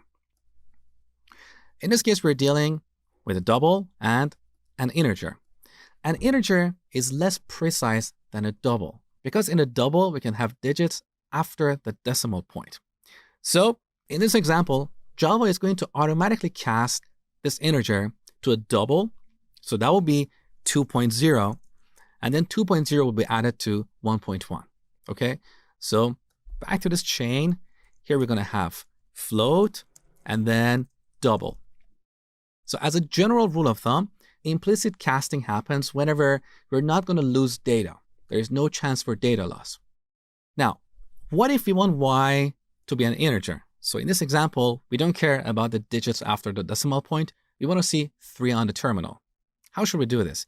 This is where we should explicitly cast the result. So we should cast x to an integer like this, parentheses, int. This is explicit casting. We convert x to an integer, so the result will be 1 without a decimal point. 1 will be added to 2, and y will be 3. Take a look. There you go. So this is all about implicit and explicit casting. Now, this explicit casting can only happen between compatible types. So all these types are compatible because they're all numbers, but we cannot cast a string to a number. In other words, if x was a string like this, let's say 1, we cannot cast x to an integer because they are not compatible. So how do we do this? Well, for all these primitive types you have learned, we have wrapper classes. So in Java, we have a class, which is a reference type called integer. This class is defined in java.lang package. And in this class, we have a method called parseInt. So this method takes a string and returns an integer. So integer is the wrapper class for the int primitive type. We also have short. And in this class, we have parseShort. So it takes a string and returns a short. Similarly, we have float and double, and obviously the name of these methods are different. So here we have parseFloat. So back to this example, let's say we get x as a string and we want to convert it to an integer. This is how we do it. Integer dot parseInt, we pass x here and then add it to 2. Take a look. So we get 3. Now you might be curious why this matters. Why should we parse or convert a string to a number to add it to something else? Well, pretty much in most frameworks for building user interfaces, whether you're building a desktop or a mobile application or a web application, we always receive input from the user as a string. So if you have a form with a bunch of text boxes or drop-down list, almost always we get values as a strings. So that's why we need to convert these strings to their numeric representation, okay? Now, what if x is a floating point number here? What will happen when we try to parse this as an integer? Let's take a look. Once again, we get an exception, which is how Java reports errors to our programs. We're going to talk about exceptions in detail in the future. So If the user enters 1.1, we cannot use this method. Instead, we should use float or double. Let's say double because that's easier. Double parse double. So we parse this number as a double, add 2 to it, and then store the result in a double. And then we will get 3.1. Beautiful. Next, we're going to look at the math class for performing mathematical operations.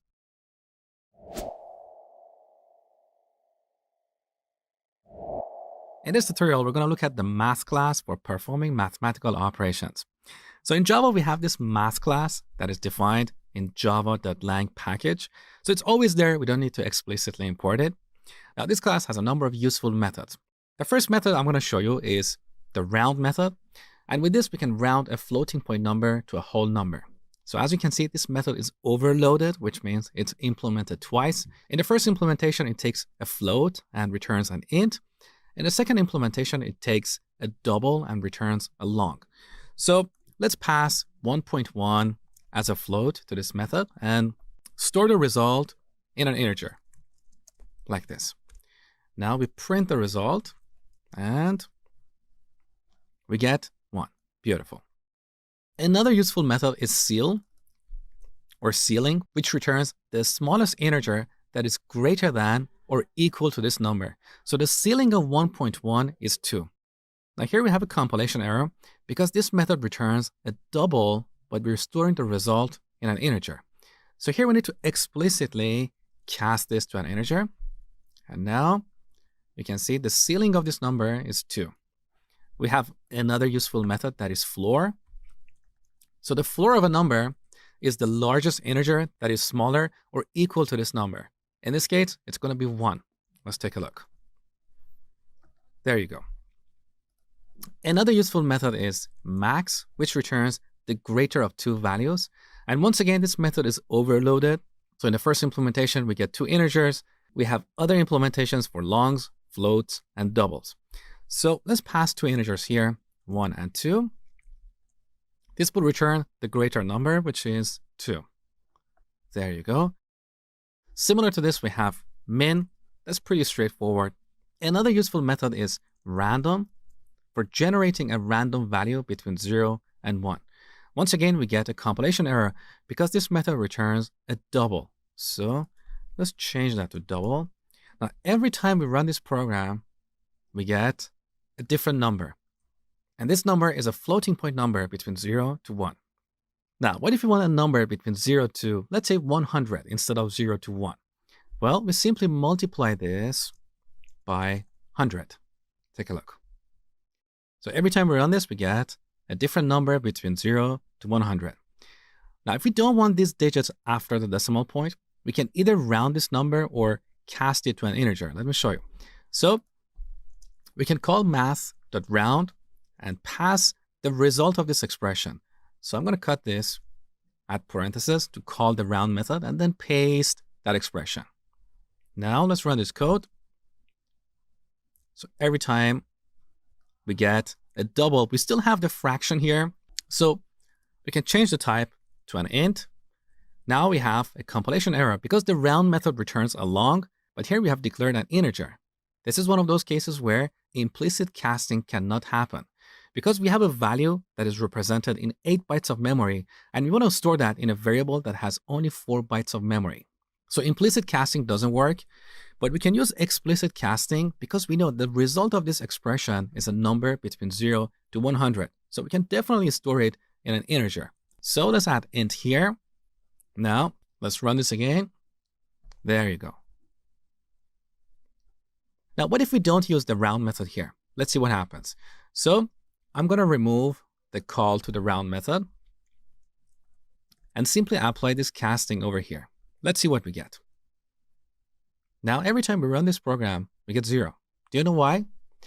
Because here we're applying this casting to the result of this method call, not this entire expression. As you saw earlier, every time we call the random method, it generates a number between 0 to 1. So when we cast that number to an integer, we'll lose the fraction. We always get 0, and 0 times 100 is 0. To solve this problem, we need to wrap this entire expression in parentheses. So we add parentheses around this. And now, when we run this, we get an integer between 0 and 100.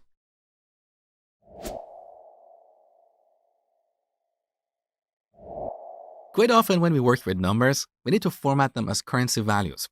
For example, we might have a number like this. Imagine this is the price of a product. To display this to the user, you want to add a $ here and separate every 3 digits with a comma. Or we might have a number like 0.1, and we want to represent this as a percentage value. So instead of 0.1, we want to display 10%. So in this tutorial, I'm going to show you how to format numbers in Java. We have this class number format that is defined in java.text package. In this package, we have a lot of classes for handling text, dates, numbers, and so on. So let's press enter here. It's imported on the top. Beautiful. Now we want to declare a variable. So let's give this variable a name, currency. Now we need to instantiate this. So new number format. However, we get a compilation error here. Let's take a look. Number format is abstract. It cannot be instantiated. So in Java, we have this concept of abstract classes. So some classes are abstract and they're basically like a half-baked cake. We cannot use the new operator to create an instance of them. We're going to talk about abstract classes and why they exist later in the course. For now, remember that we cannot create an instance of the number format class because it's abstract. So there is another way. Let me show you. This class has a bunch of methods that start with get. So we have get currency instance, and when we call this method, this will create an instance of the number format class and return it. So instead of using the new operator, we're going to use this method here. This is what we call a factory method because it's like a factory. It creates new objects. Now look at the return type of this method. It's a number format object. Okay, so we call this method. Now we get the return value and store it in a variable of type number format called currency. Okay, let me temporarily zoom out so you can see all the code. There you go. So on the right side of the assignment operator, we're calling the get currency instance method.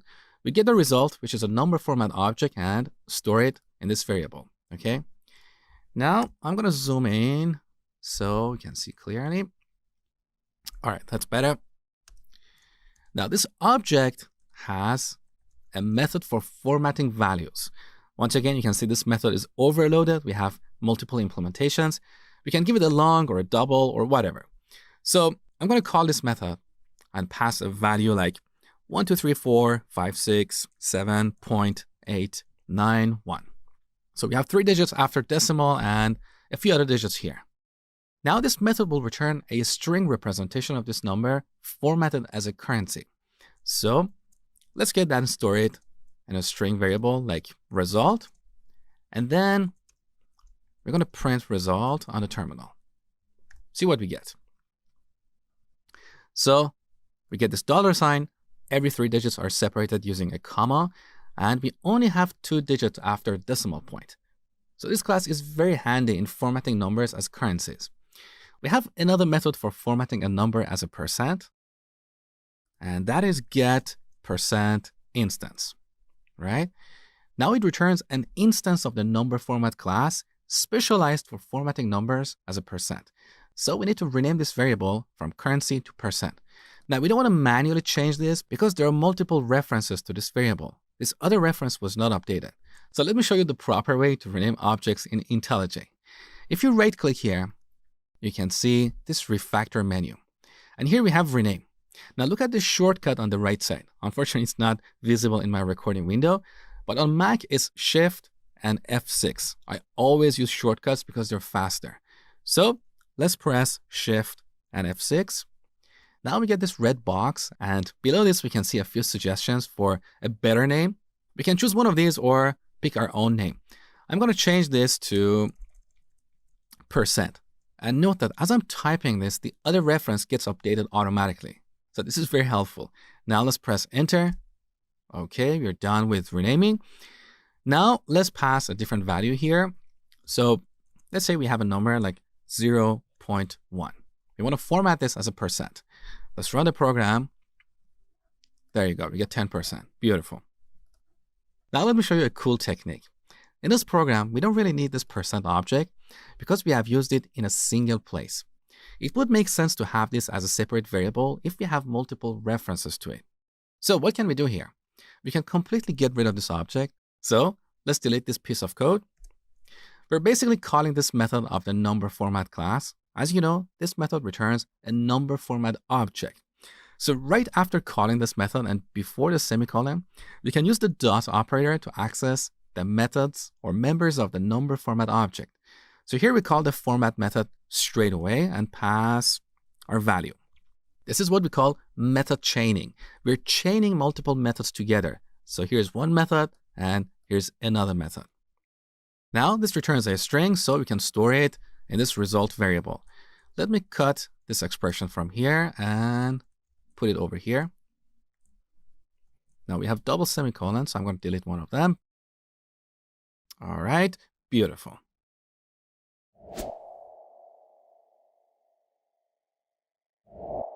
In this tutorial, I'm going to show you how to read input from the user.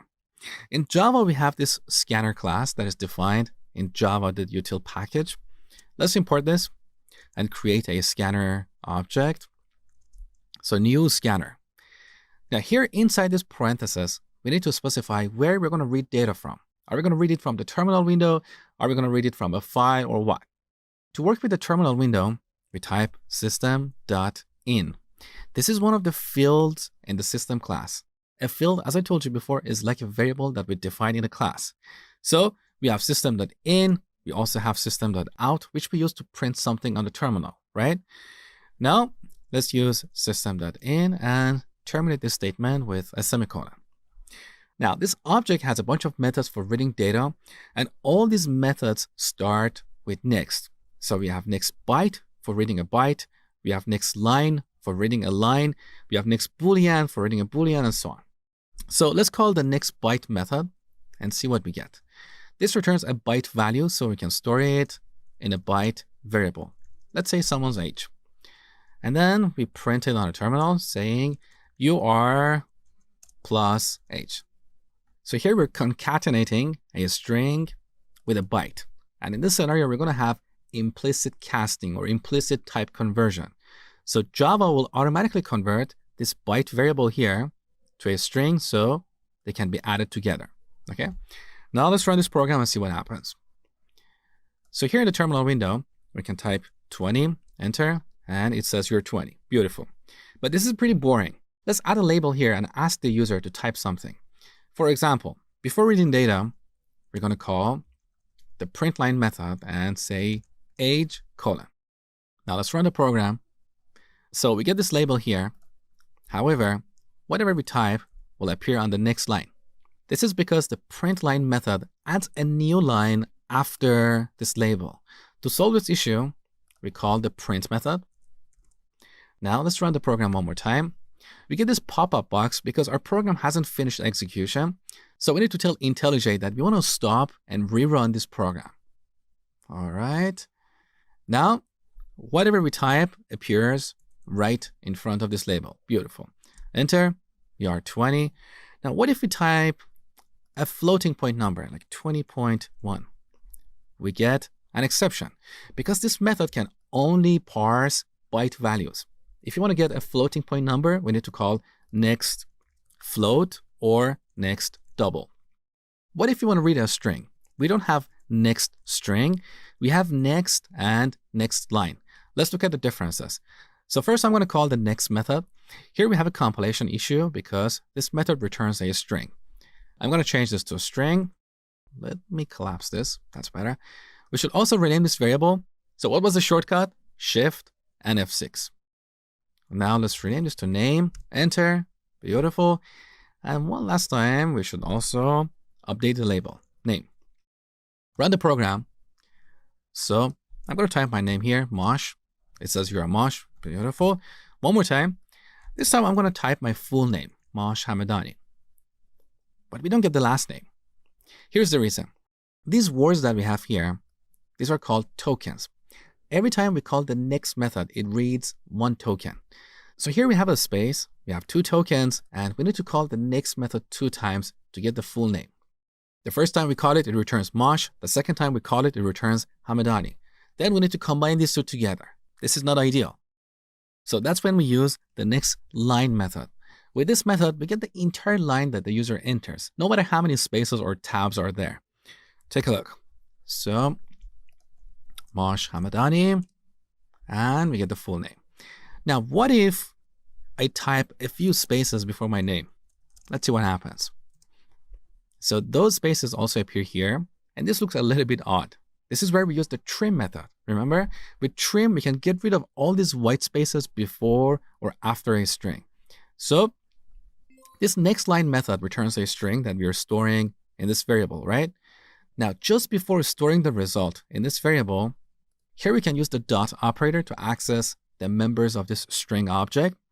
So we call the trim method and then store the result in this variable. Once again, we're chaining multiple methods here. Let's run the program. So a few spaces, Mosh Hamadani, and we get this beautiful output.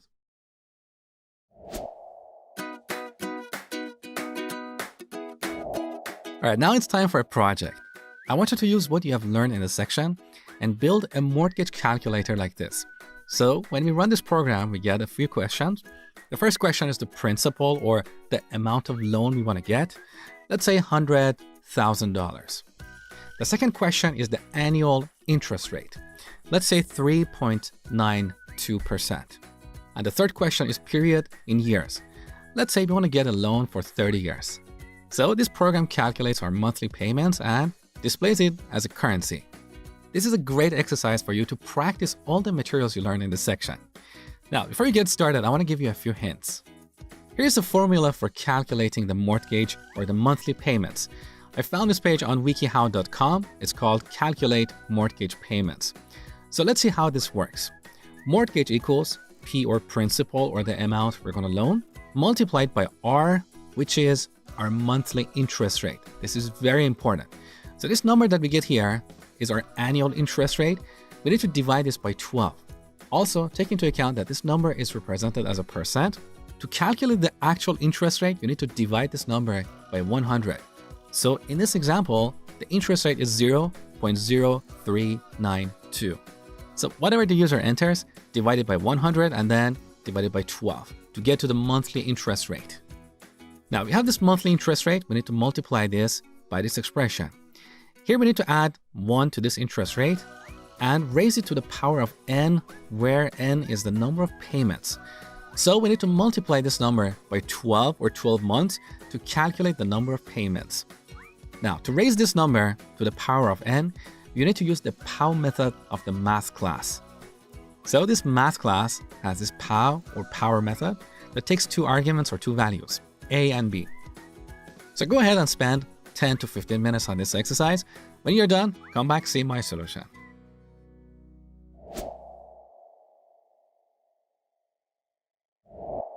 All right, let's see what I've done here. And by the way, don't worry if your code is different from mine. We all think and code differently, so it's perfectly fine if your code is different. Just look at my code, see what I've done here, and see if there are ways you can improve your code. That's what matters, okay? So here in our main method, first I've declared 2 final variables or constants. The first one is months in year, which I've set to 12, and the second one is percent, which I've set to 100. The reason I declared these constants is that I didn't want to have magic numbers in this code. So over here, where we calculate the monthly interest, we get the annual interest and divide it by percent and then months in year. This code is very self-explanatory. Someone else reading this code will have no problem understanding what's going on here. In contrast, if you had a magic number here, like divide by 12 and then 4, whatever, someone else reading this code would wonder, what is this 4 doing here? What is 12? Now, it's quite obvious to you that 12 is the number of months in a year, but trust me, sometimes other people cannot see this straight away. So, as a best practice, avoid magic numbers in your code. Always use constants or final variables to describe them. So, let's revert this back. All right. So, after declaring these constants, I have created this scanner object. Here we ask the first question, principal, and we read the answer as an integer. I thought integer is a good data type for storing the principal. Because short is not enough, with short we can store a maximum of $32,000. That's not enough. What if someone wants to fine us $1 million? So int is good, and it allows us to store a value up to 2 billion. Next, we ask the second question, annual interest rate. We read this as a float. Here I could use double, but the interest rate is a small number, so float is sufficient for that. We don't really need double. So we get the annual interest, and then based on that, we calculate the monthly interest. Also, see how I have named my variables? All variables have a proper, meaningful names. There are no magic words here like MI as in short for monthly interest or M1 or M2. Do not use magic names for your variables. Always use meaningful and descriptive names. All right. Next, we get the period. We read this as a byte because the maximum number we want to support is 30. So 1 byte is sufficient to store the number 30 or anything smaller. Now, based on the number of years, we calculate the number of payments. Note the camel notation here. I've capitalized the first letter of every word except the first word. So we get years and multiply it by months in year. Again, the code is very self-explanatory. Once we collect all this data, then we calculate the mortgage. So we get the principal multiplied by this expression and then divided by this other expression. Let's have a quick look here. Now, this looks a little bit complicated. So if you want to download my source code, look below this video. I've attached it for you to download. And finally, after we calculate the mortgage, we use the number format class to format this value as a currency.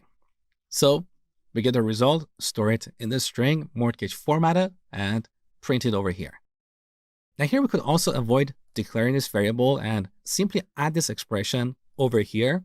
But I decided to do this to increase the readability of this code. Otherwise, this line would be so long. But that's just my personal preference. You don't have to follow this. All right, so this was my implementation of the mortgage calculator. However, this program has a number of problems. The first problem is input validation. So if we run this and enter a non-numeric value like XYZ, our program crashes. Or as another example, if we enter a negative value here, our program is not going to behave properly. So that's where conditional statements come to the rescue. In the next section, we're going to talk about conditional statements. You will learn how to use these statements to validate the values entered by the user. So that brings us to the end of this section. I hope you learned a lot, and thank you for watching.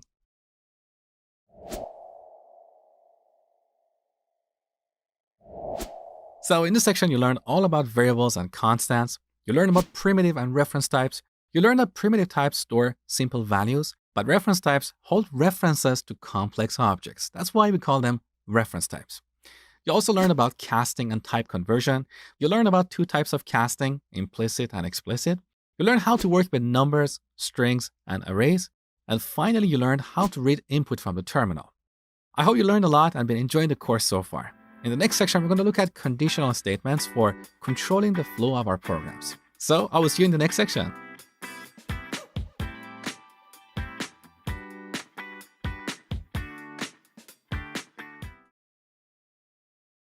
Hey, Mosh here. I just wanted to make a quick announcement. This course you've been watching is actually the beginning of my complete Java series. In this course, we only talk about the basics, but in my complete series, we go way beyond that. So if you're serious about Java, if you're looking for a job as a Java developer, I highly encourage you to enroll in my complete Java series. It's exactly the same structure, the same quality, but it has way more content. Plus, you will get a certificate of completion that you can add to your resume. So if you're interested, I put the link down below. You can get the course with a discount. And if you're not happy for any reasons, you can ask for a refund within the first 30 days. So I hope to see you in the course. In this section, we're going to look at control flow, or controlling the flow of execution of our programs. We're going to start off by talking about comparison operators for comparing values. Then we're going to talk about logical operators like the logical AND, logical OR, and logical NOT. We use these operators for implementing real-world rules. And then we're going to talk about 3 different types of control flow statements. We're going to talk about conditional statements for making decisions in our programs. Then we're going to talk about loops for executing code repeatedly. And finally, we're going to revisit our mortgage calculator and add error handling to it. So if the user enters an invalid value, we keep asking them to try again. All right, now let's jump in and get started.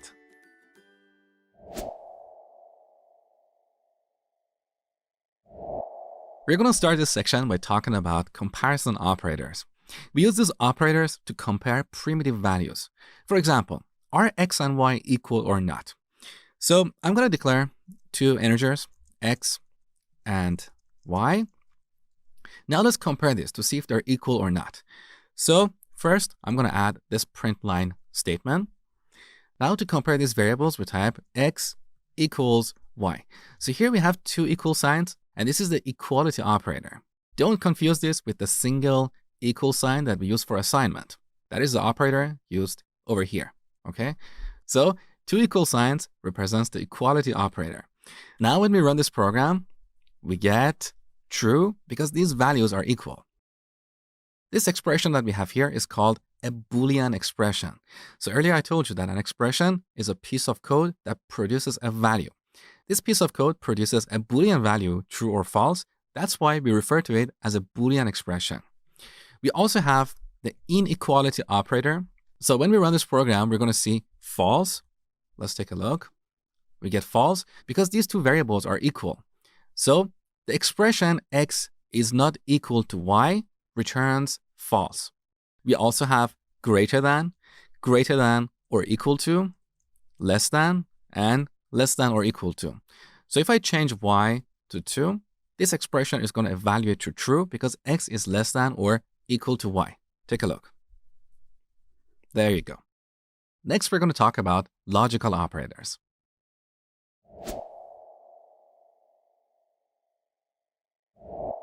In the last tutorial, you learned that a Boolean expression produces a Boolean value.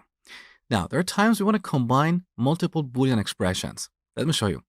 So I'm going to declare an integer called temperature and set it to 22. Next, we declare a Boolean variable is warm. Now we want to check to see if temperature is greater than 20 and less than 30. So we write a Boolean expression like this. Temperature greater than 20. Here we need to use the AND operator. So these two ampersands represent the logical AND operator in Java. After this, we add our second condition, temperature less than 30. Now, if both these conditions are true, the result of this Boolean expression is going to be true. Otherwise, if at least one of these is false, the result will be false. Let's take a look. So I'm going to print is warm on the terminal. The result is true. But if we change the temperature to, let's say, 12, the result is going to be false. And this is how this works. Java will evaluate this expression from left to right. First, it looks at the first condition. The first condition is false because temperature is not greater than 20. So because this expression is false, it doesn't matter what we have after the AND operator. Java will ignore the other expressions because the AND operator will return true if both conditions are true. Okay? Now let's look at another operator. That is the OR operator. So I'm going to delete all this code and start with a new example. Let's declare a Boolean has high income. We set it to true. And another Boolean has good credit. We set this to true as well. So let's say we're building an application for processing loans. We want to see if a new applicant is eligible for a loan or not. So we declare another Boolean is eligible. And by the way, look at the names I have used for these variables. They're very meaningful and descriptive.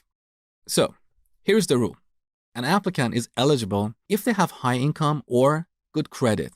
If one of these conditions is true, they are eligible. So we write has high income or, so these two vertical bars represent the OR operator. So if they have high income or good credit, then they are eligible. So with the OR operator, if at least one condition is true, the result will be true. In this example, when Java evaluates this expression, it starts from the left side. This Boolean variable is true, so it doesn't matter what we have after. Java will not evaluate the rest of this expression. It simply returns true. However, if this variable was false, Java would continue evaluating this expression, hoping that the next Boolean value or the next Boolean expression is true. So this is the OR operator.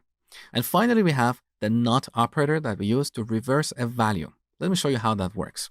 So let's declare another Boolean variable has criminal record. We set this to false. So here's the rule we want to implement. In order for someone to be eligible for a loan, they should either have high income or good credit, and they should not have any criminal records. So let's see how we can implement this rule. We have implemented the first part. They should either have high income or good credit. Now we want to make sure that they don't have any criminal records. So we need to combine the result of this expression with this Boolean value using the AND operator. So first we wrap this expression in parentheses. Then we apply the AND operator. And here we add has criminal record. Now we want to make sure they don't have criminal record. And this is where we use the NOT operator. So the NOT operator will reverse the value of this Boolean variable or expression. In this case, this variable is set to false. So when we apply the NOT operator to it, the result would be true. So if the first condition is true and the second condition is true, then that person is eligible for a new loan. So as you can see, these logical operators are very useful in implementing real-world rules. Next, we're going to talk about if statements.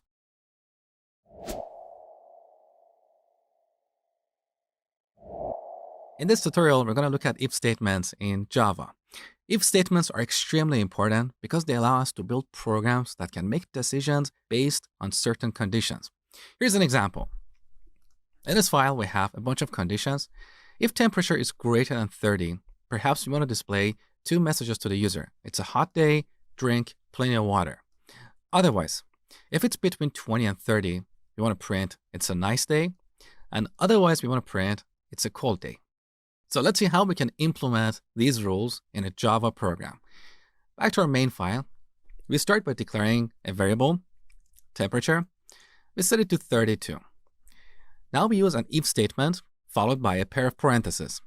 Inside this parentheses, we type a Boolean expression or a Boolean value.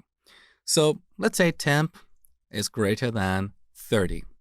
Now, if this condition is true, the statement that we add after this if statement will be executed. So let's print it's a hot day. Let's run the program. We get this message because temperature is greater than 30. Now, what if we want to print another message, like drink plenty of water?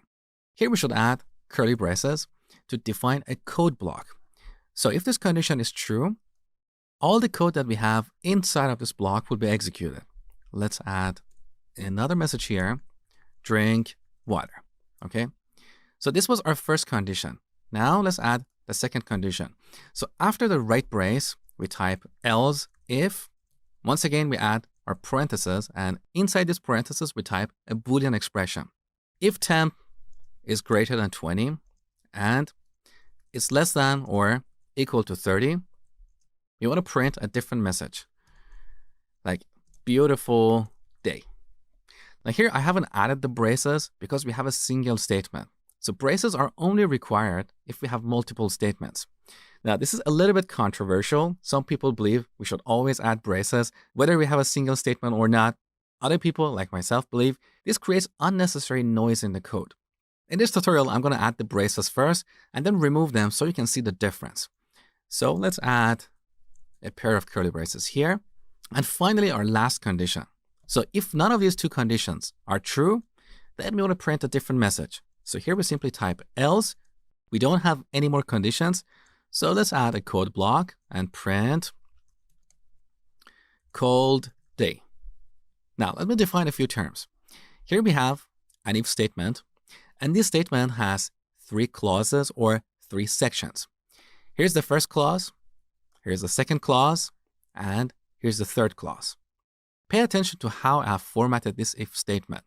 So first we have the if clause. The else if and else clauses are placed after these right braces.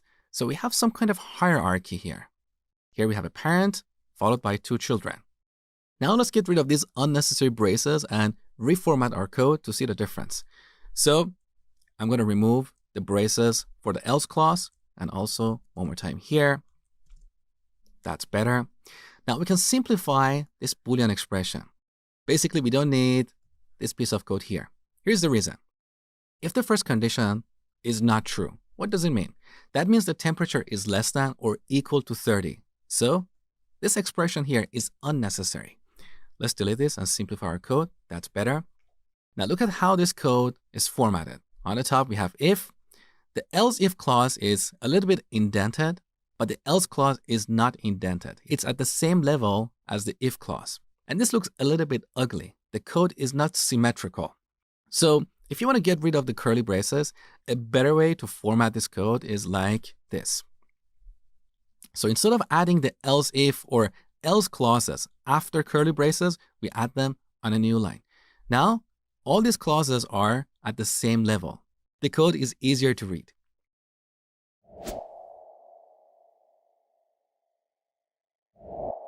In this tutorial, I'm going to show you a very cool technique for simplifying if statements.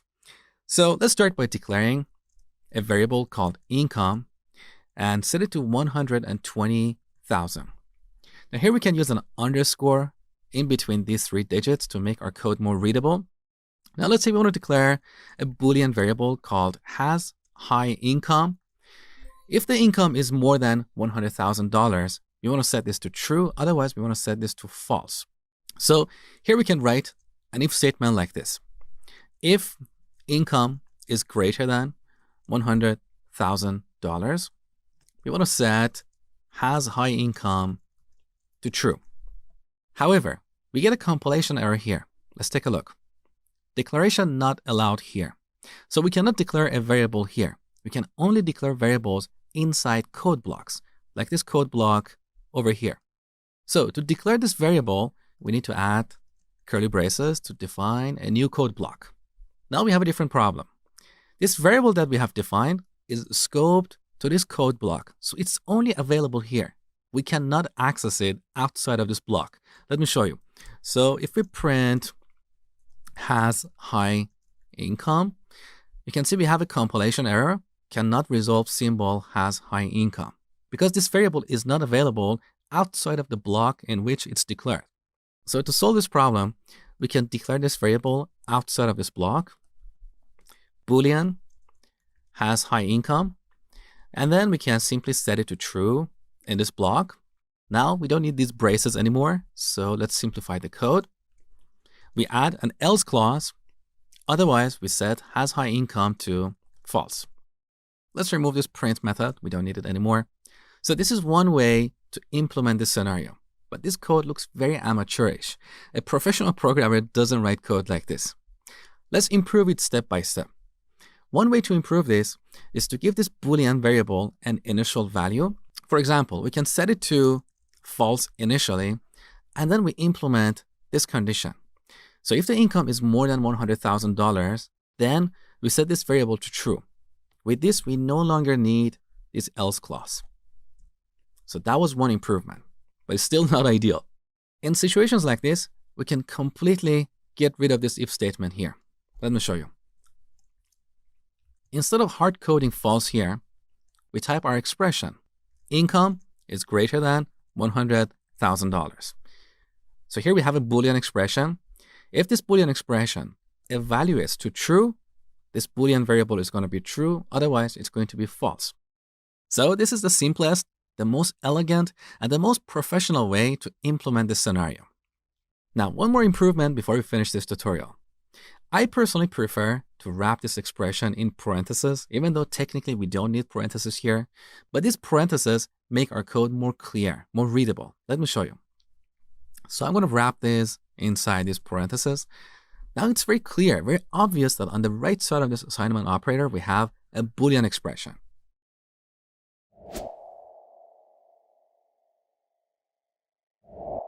In this tutorial, we're going to look at the ternary operator in Java. So we're going to continue with the example from the last tutorial. We have this income variable. Imagine this is the income of our customers.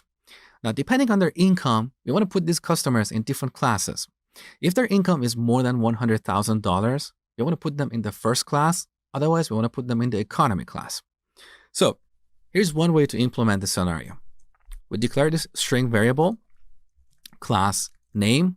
Note that we cannot call this class because class is a reserved keyword. So class name. Now, we write our first condition. If income is greater than $100,000, $100,000. We set class name to first.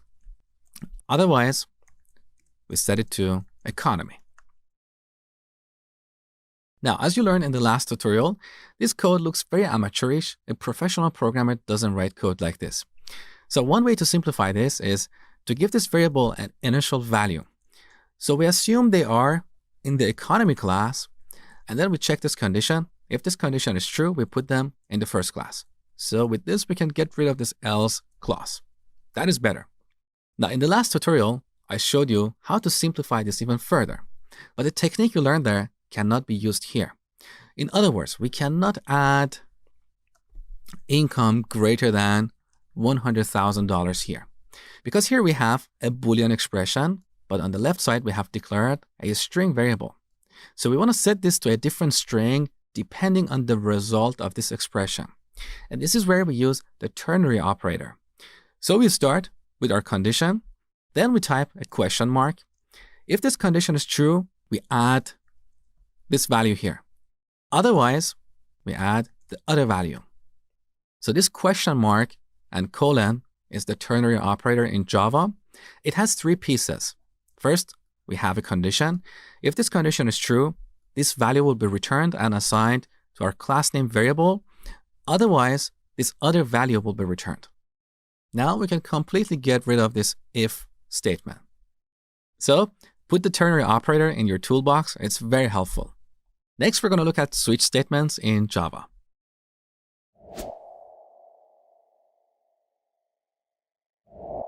In this tutorial, we're going to look at switch statements in Java.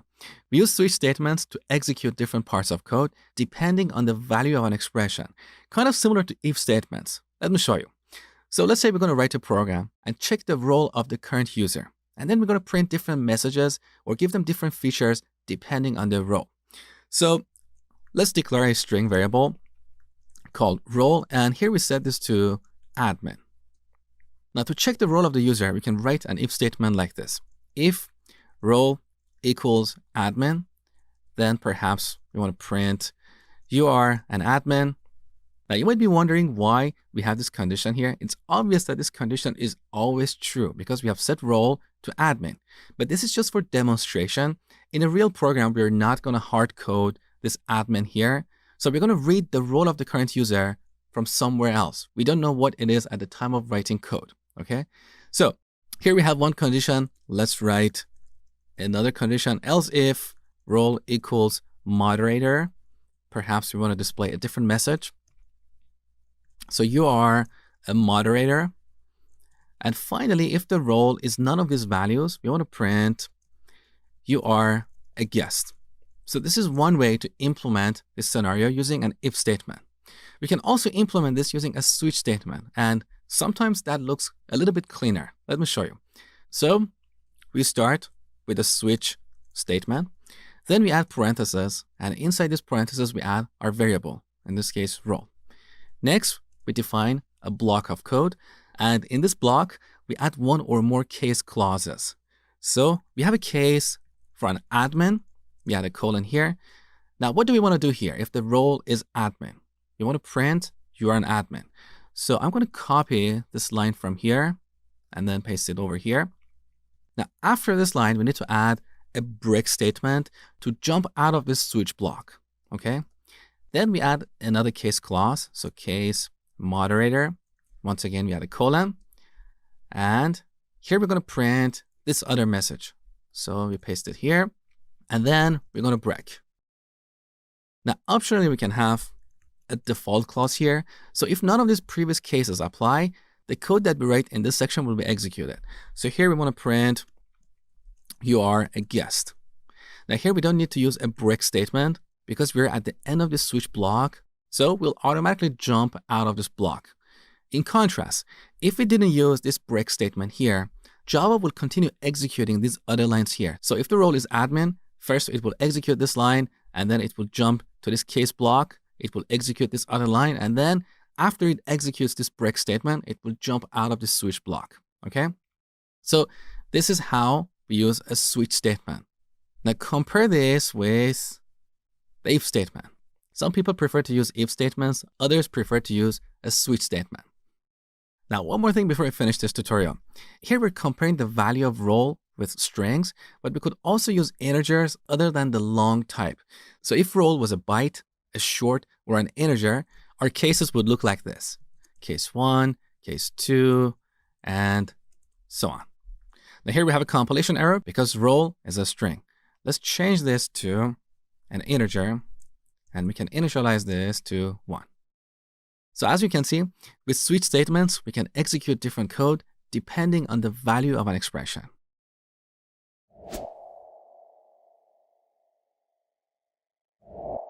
All right, now it's time for an exercise. This exercise I'm going to give you is a popular interview question. So I want you to write a program that behaves like this. Here we should enter a number. If this number is divisible by 5, we get fizz. So if we run the program again and enter 10, once again, we get fizz. Now, if this number is divisible by 3, we get buzz. If this number is divisible by both 5 and 3, like 15 or 30 or whatever, we get FizzBuzz. And if this number is not divisible by 5 or 3, like 2, we get the same number printed on the terminal. So go ahead and spend 5 to 10 minutes on this exercise. You will see my solution next. All right, to read a number, first we need to use the scanner object. So scanner, we import this and instantiate it. And as you know, here we need to pass system.in to read data from the terminal. Now we print a message. So we're going to use the print method instead of print line. Here we add a label like number. And then we call scanner.nextInt to read a number. We store it in this variable, number. Okay, so the first part is done. Now we need to check to see if this number is divisible by 5 or not. So we can write an if statement like this. If number, here we use the modulus operator, which returns the remainder of a division. So we divide this by 5, and if the remainder equals 0, that means this number is divisible by 5. So we print fizz. Now, otherwise, if this number is divisible by 3, we print buzz. We need another condition. If this number is divisible by 5 and 3, so here we use the AND operator, number divisible by 3 equals 0. In this case, we want to print fizz buzz. Otherwise, we want to print the same number, like this.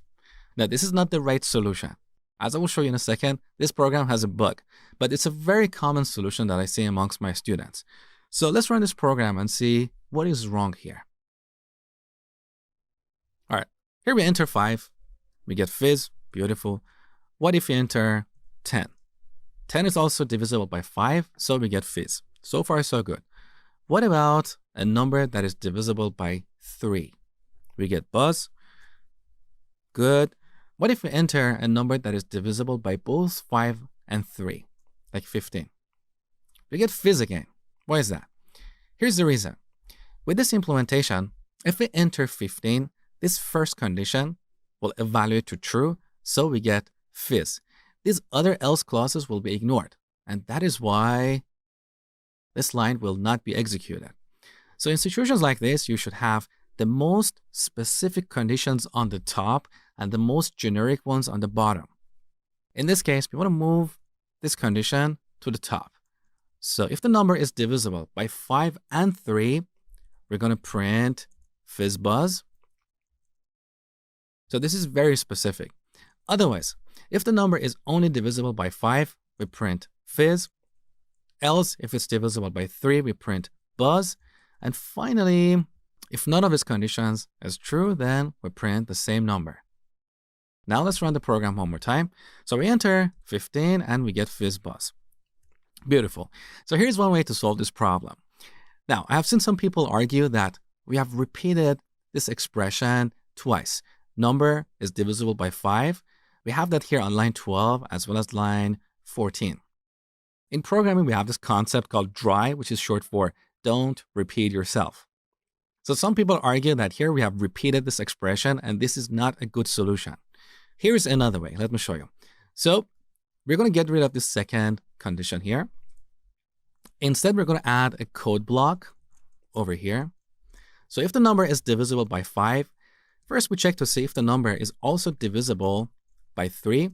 If that's the case, we print FizzBuzz. Otherwise, we print just Fizz.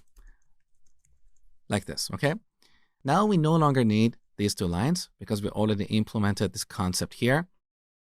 So first we check to see if the number is divisible by 5. If not, we check to see if it's divisible by 3 and otherwise. So here's another way to solve this problem. But in my opinion, this approach is kind of amateurish and ugly because these nested if-else statements are considered a bad practice. Now, this is not terribly bad, but the more you nest these if-else statements, the more confusing your code is going to be to other people. So I personally prefer the previous solution, even though we had a bit of repetition in the code. The more you program, the more you build software, the more you realize that there is no way to build ideal software. Programming and problem solving is all about trade-offs. Every solution has certain strengths and certain weaknesses. This solution doesn't have any repetition or duplication in the code, but it has a nested structure, and these nested structures make our code hard to read and understand. The previous solution had a bit of repetition, but it had a flat structure. There is no nesting here, and this code is cleaner and easier to read.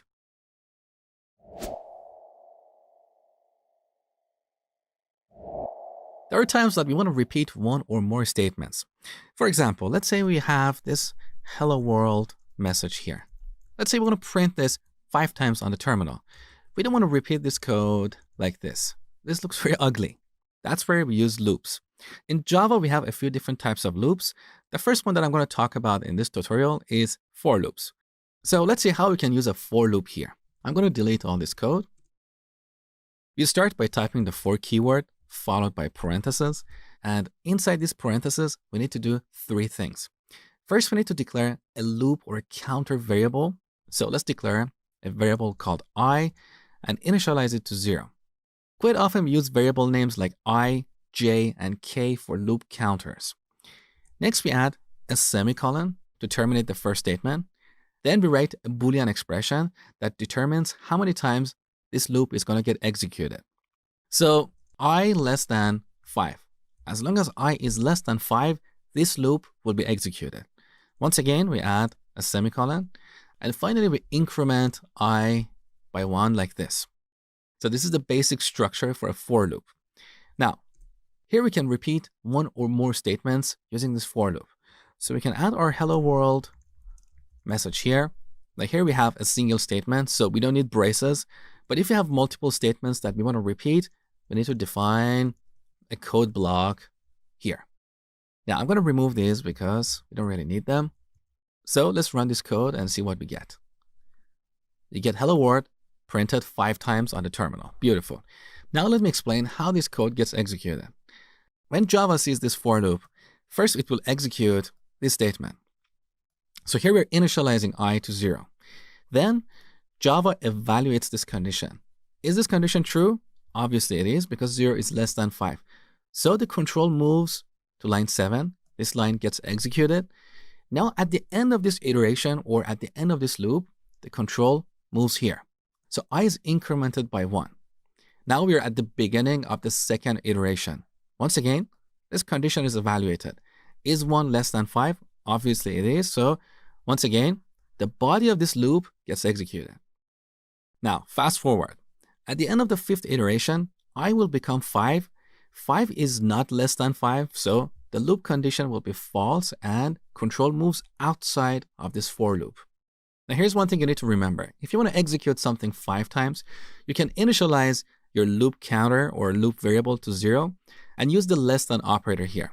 Another way is to initialize this to 1 and then use the less than or equal to operator here. Now to make this more interesting, let's print I over here. So here we add a space and then concatenate this string with I. Take a look. So we get hello world 1, 2, 3, 4, 5. In contrast, if we initialize I to 0 and use the less than operator, you would get hello world 0, 1, 2, 3, 4. We can also print these numbers in reverse order. So we initialize I to 5 and execute this loop as long as I is greater than 0. But here, instead of incrementing I, we decrement it. Now, we get hello world 5, 4, 3, 2, 1. So this is all about for loops. Next, we're going to look at while loops.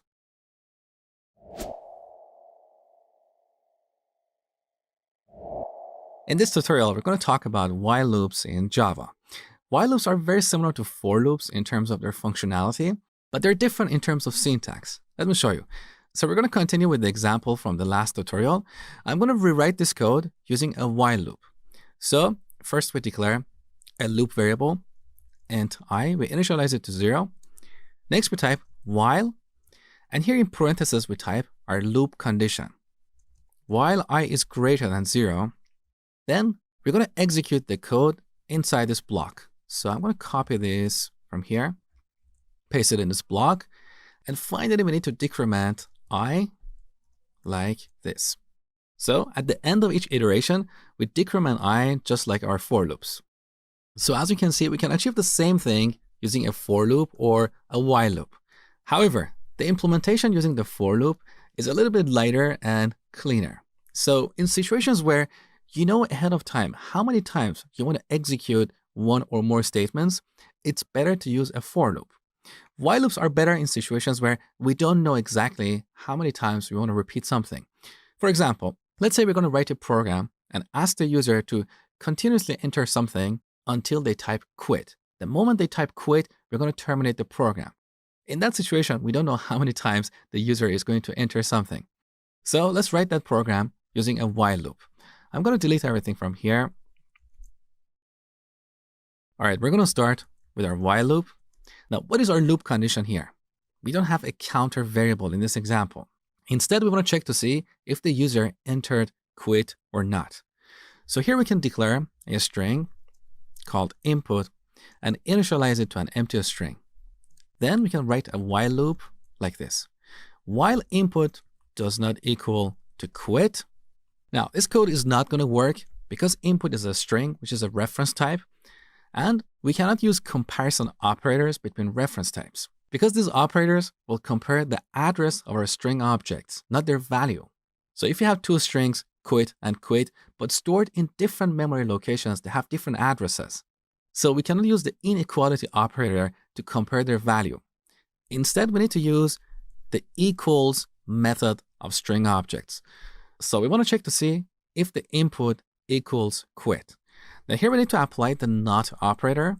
So as long as the input does not equal quit, we're going to continuously ask the user to enter something. So here we can print a label like input, and then we can use a scanner object to read something from the terminal.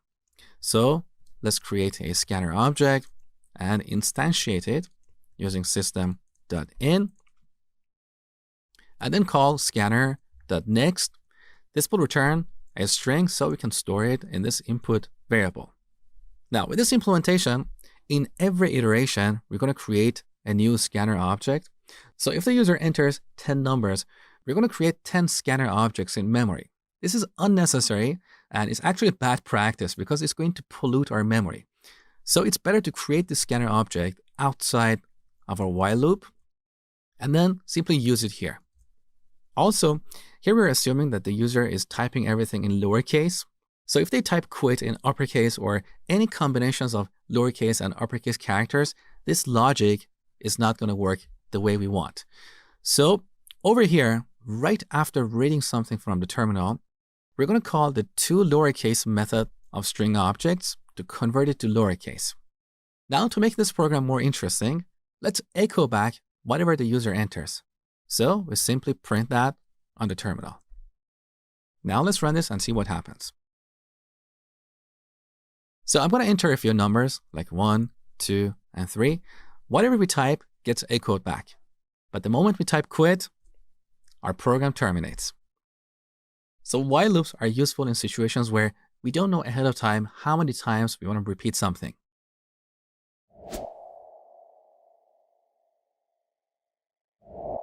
In Java, we have another type of loop called a do-while loop. It's very similar to a while loop, but it gets executed at least once. Let me show you what I mean. So I'm going to rewrite the same code using a do while loop. We start with a do keyword, then we create a code block. At the end of this code block, we type while followed by our loop condition. So not input dot equals quit. And then we terminate this using a semicolon. Now inside the body of this loop, we'll simply copy all these lines we have here. Now compare these two types of loops. With while loops, we check the condition first. So if the condition is false the first time, this loop will never get executed. In contrast, with do while loops, we check the condition last. So do while loops always get executed at least once, even if the condition is false. That is the only difference. Now in reality, most of the time we use while loops. Do while loops are rarely used, but there are certain cases for them. So just be aware of them, but most of the time, prefer to use while loops.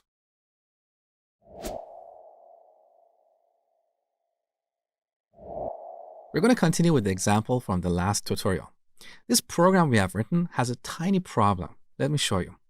So I'm going to run this, enter a couple numbers. These numbers get echoed back. Beautiful.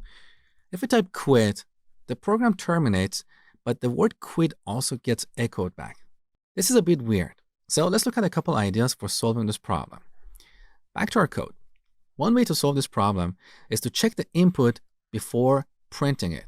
So here we can type an if statement. If the input does not equal quit, then we'll print it. So not equal input dot equals quit.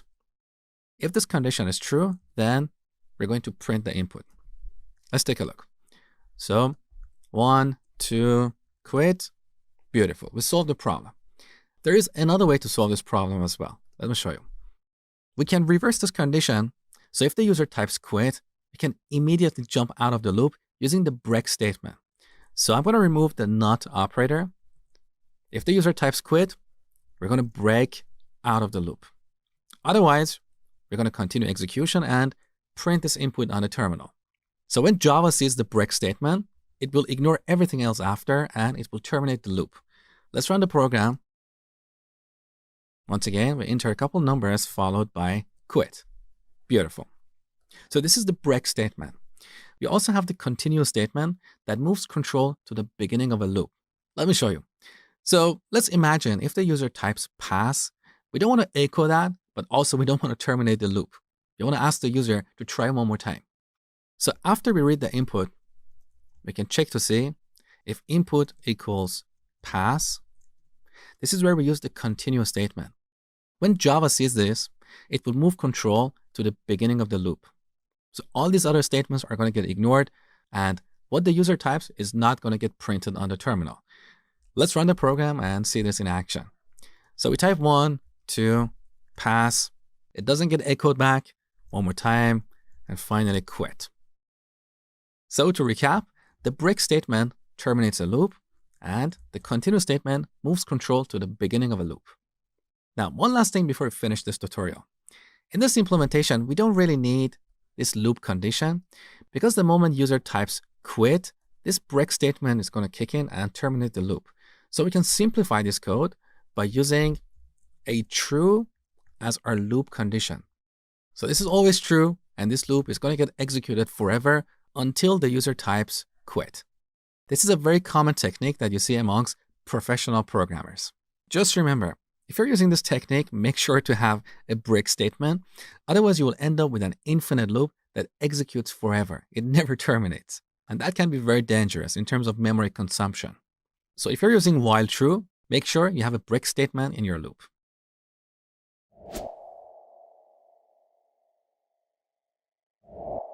The last type of loop we want to look at is the for each loop in Java. We use for each loops to iterate over arrays or collections. Let me show you. So I'm going to start by declaring a string array called fruits, and we initialize this with 3 items. Let's say apple, mango, and orange. Now let's say we want to iterate over this array and print each item on the terminal. We can use any of the loops you learned about earlier, like a for loop or a while loop, But we can also use the for each loop, which is a bit easier. Let me show you. First, I'm going to use the for loop to iterate over this array. So we type for. Here we declare our loop variable or loop counter. Int I, we set it to 0. As long as I is less than fruits.length, we're going to increment I by 1 after each iteration. And here we simply print fruits of I. Let's run the program and see what we get. So we get each item on a new line. Beautiful. Now, there is another way to write the same code using the for each loop. Here we type for. In parentheses, we declare a loop variable, but the type of this variable should be based on the type of items in our array. So here we have a string array, and that means every item in this array is a string. So here we should declare a string variable. We call it fruit. Here we type a colon, and then the name of our array, fruits. Now, in each iteration, fruit will hold the value of one item in this array. So here, we don't have to declare a numeric counter. We don't have to write a Boolean expression like this. We don't have to increment our counter. It's much easier to iterate over an array. Now, if we print fruit, we get the exact same result as before. Take a look. So the first 3 items are from our for loop, and here's the result of our for each loop. So this is the for each loop. However, this for each loop has a couple of limitations. One limitation is that it's always forward only. So we cannot iterate over this array from the end to the beginning. In contrast, we can easily do this with a for loop. So here we can initialize I to fruits.length. Then we change this operator to greater than and replace this value with 0. So as long as I is greater than 0, we're going to decrement I. The second limitation of the for each loop is that here we don't have access to the index of each item. All we have is this loop variable, which holds the value of each item in this array. In contrast, in our for loops, we can access both the index and the actual item. So I represents the index of each item, and fruits of I returns the item at the given index. So if you need the index, then you will have to use the for loop. Otherwise, it's much easier to use the for each loop.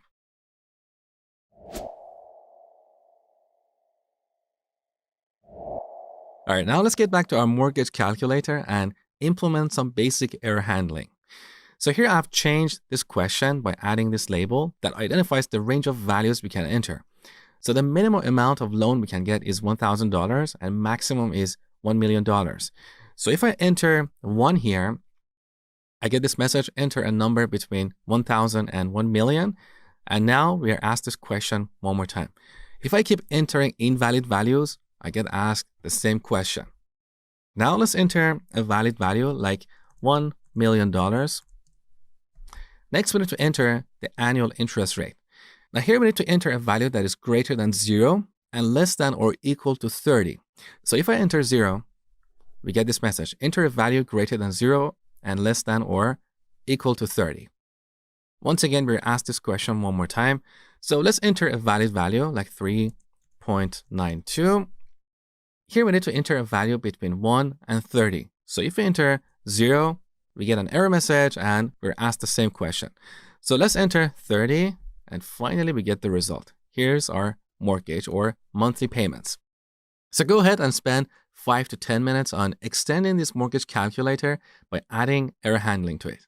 You'll see my solution next.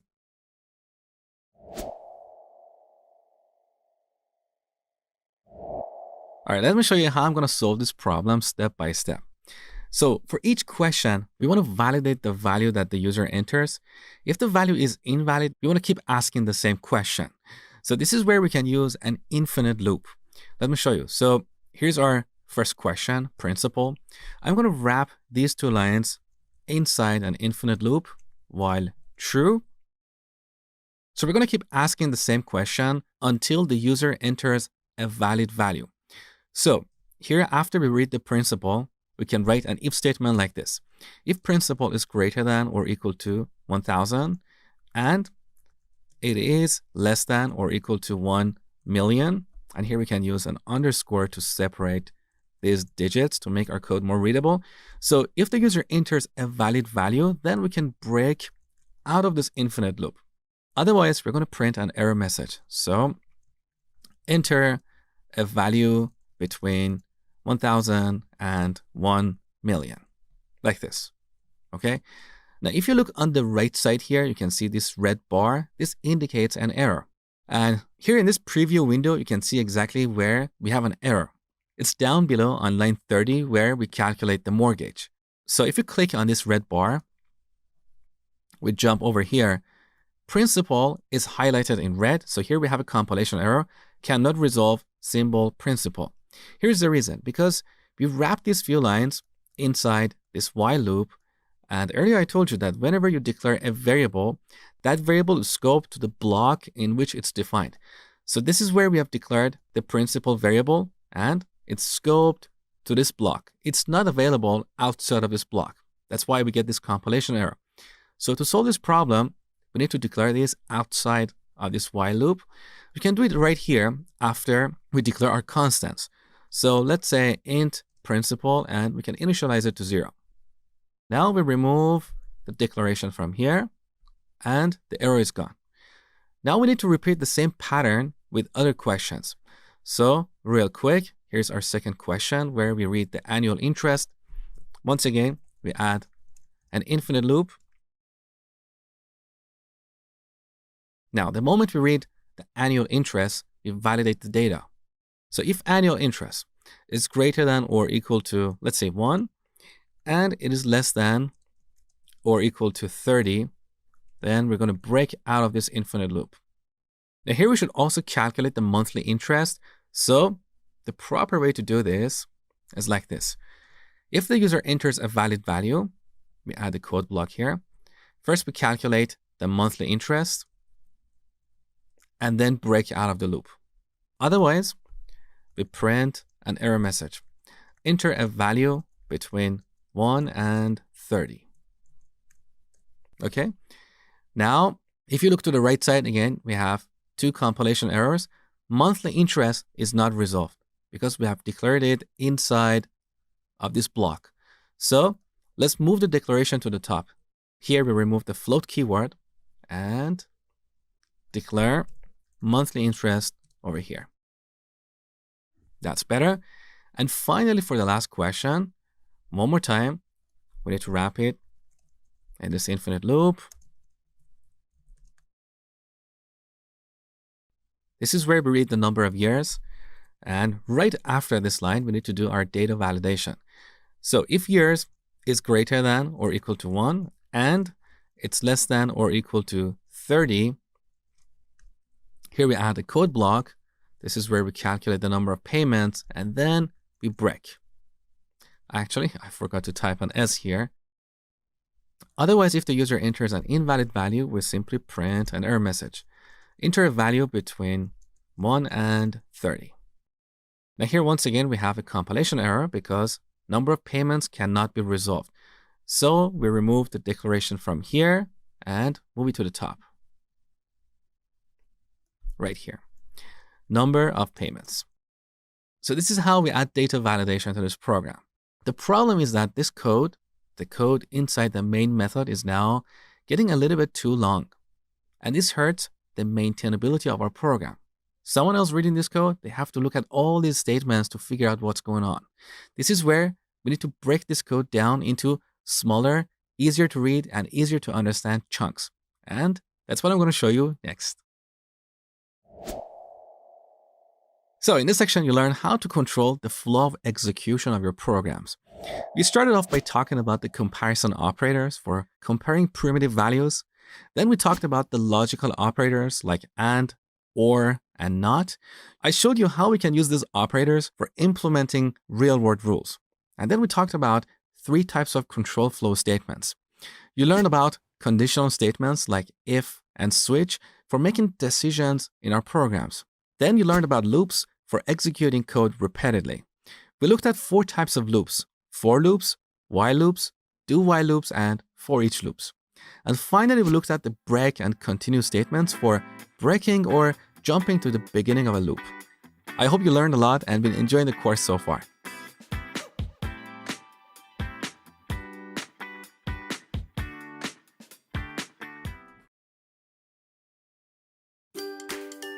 As Martin Fowler said, any fool can write code that a computer can understand. Good programmers write code that humans can understand. I can't agree more. If you have seen any of my courses, you probably know that I put a lot of emphasis on writing clean code. So I have dedicated this entire section on clean coding. We're going to continue extending our mortgage calculator and add new features to it. Along the way, you will see our code starts to get messy and hard to maintain. So I will show you a few techniques for changing the structure of the code and make it clean and beautiful. Are you ready? Let's jump in and get started.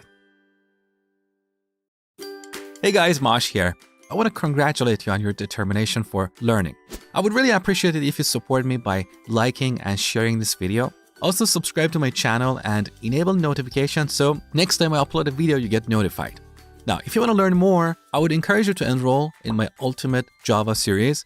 As I told you earlier, this YouTube tutorial is the first 2 hours of this series. If you're serious about learning Java and want to become a professional Java developer, I highly encourage you to enroll in this series.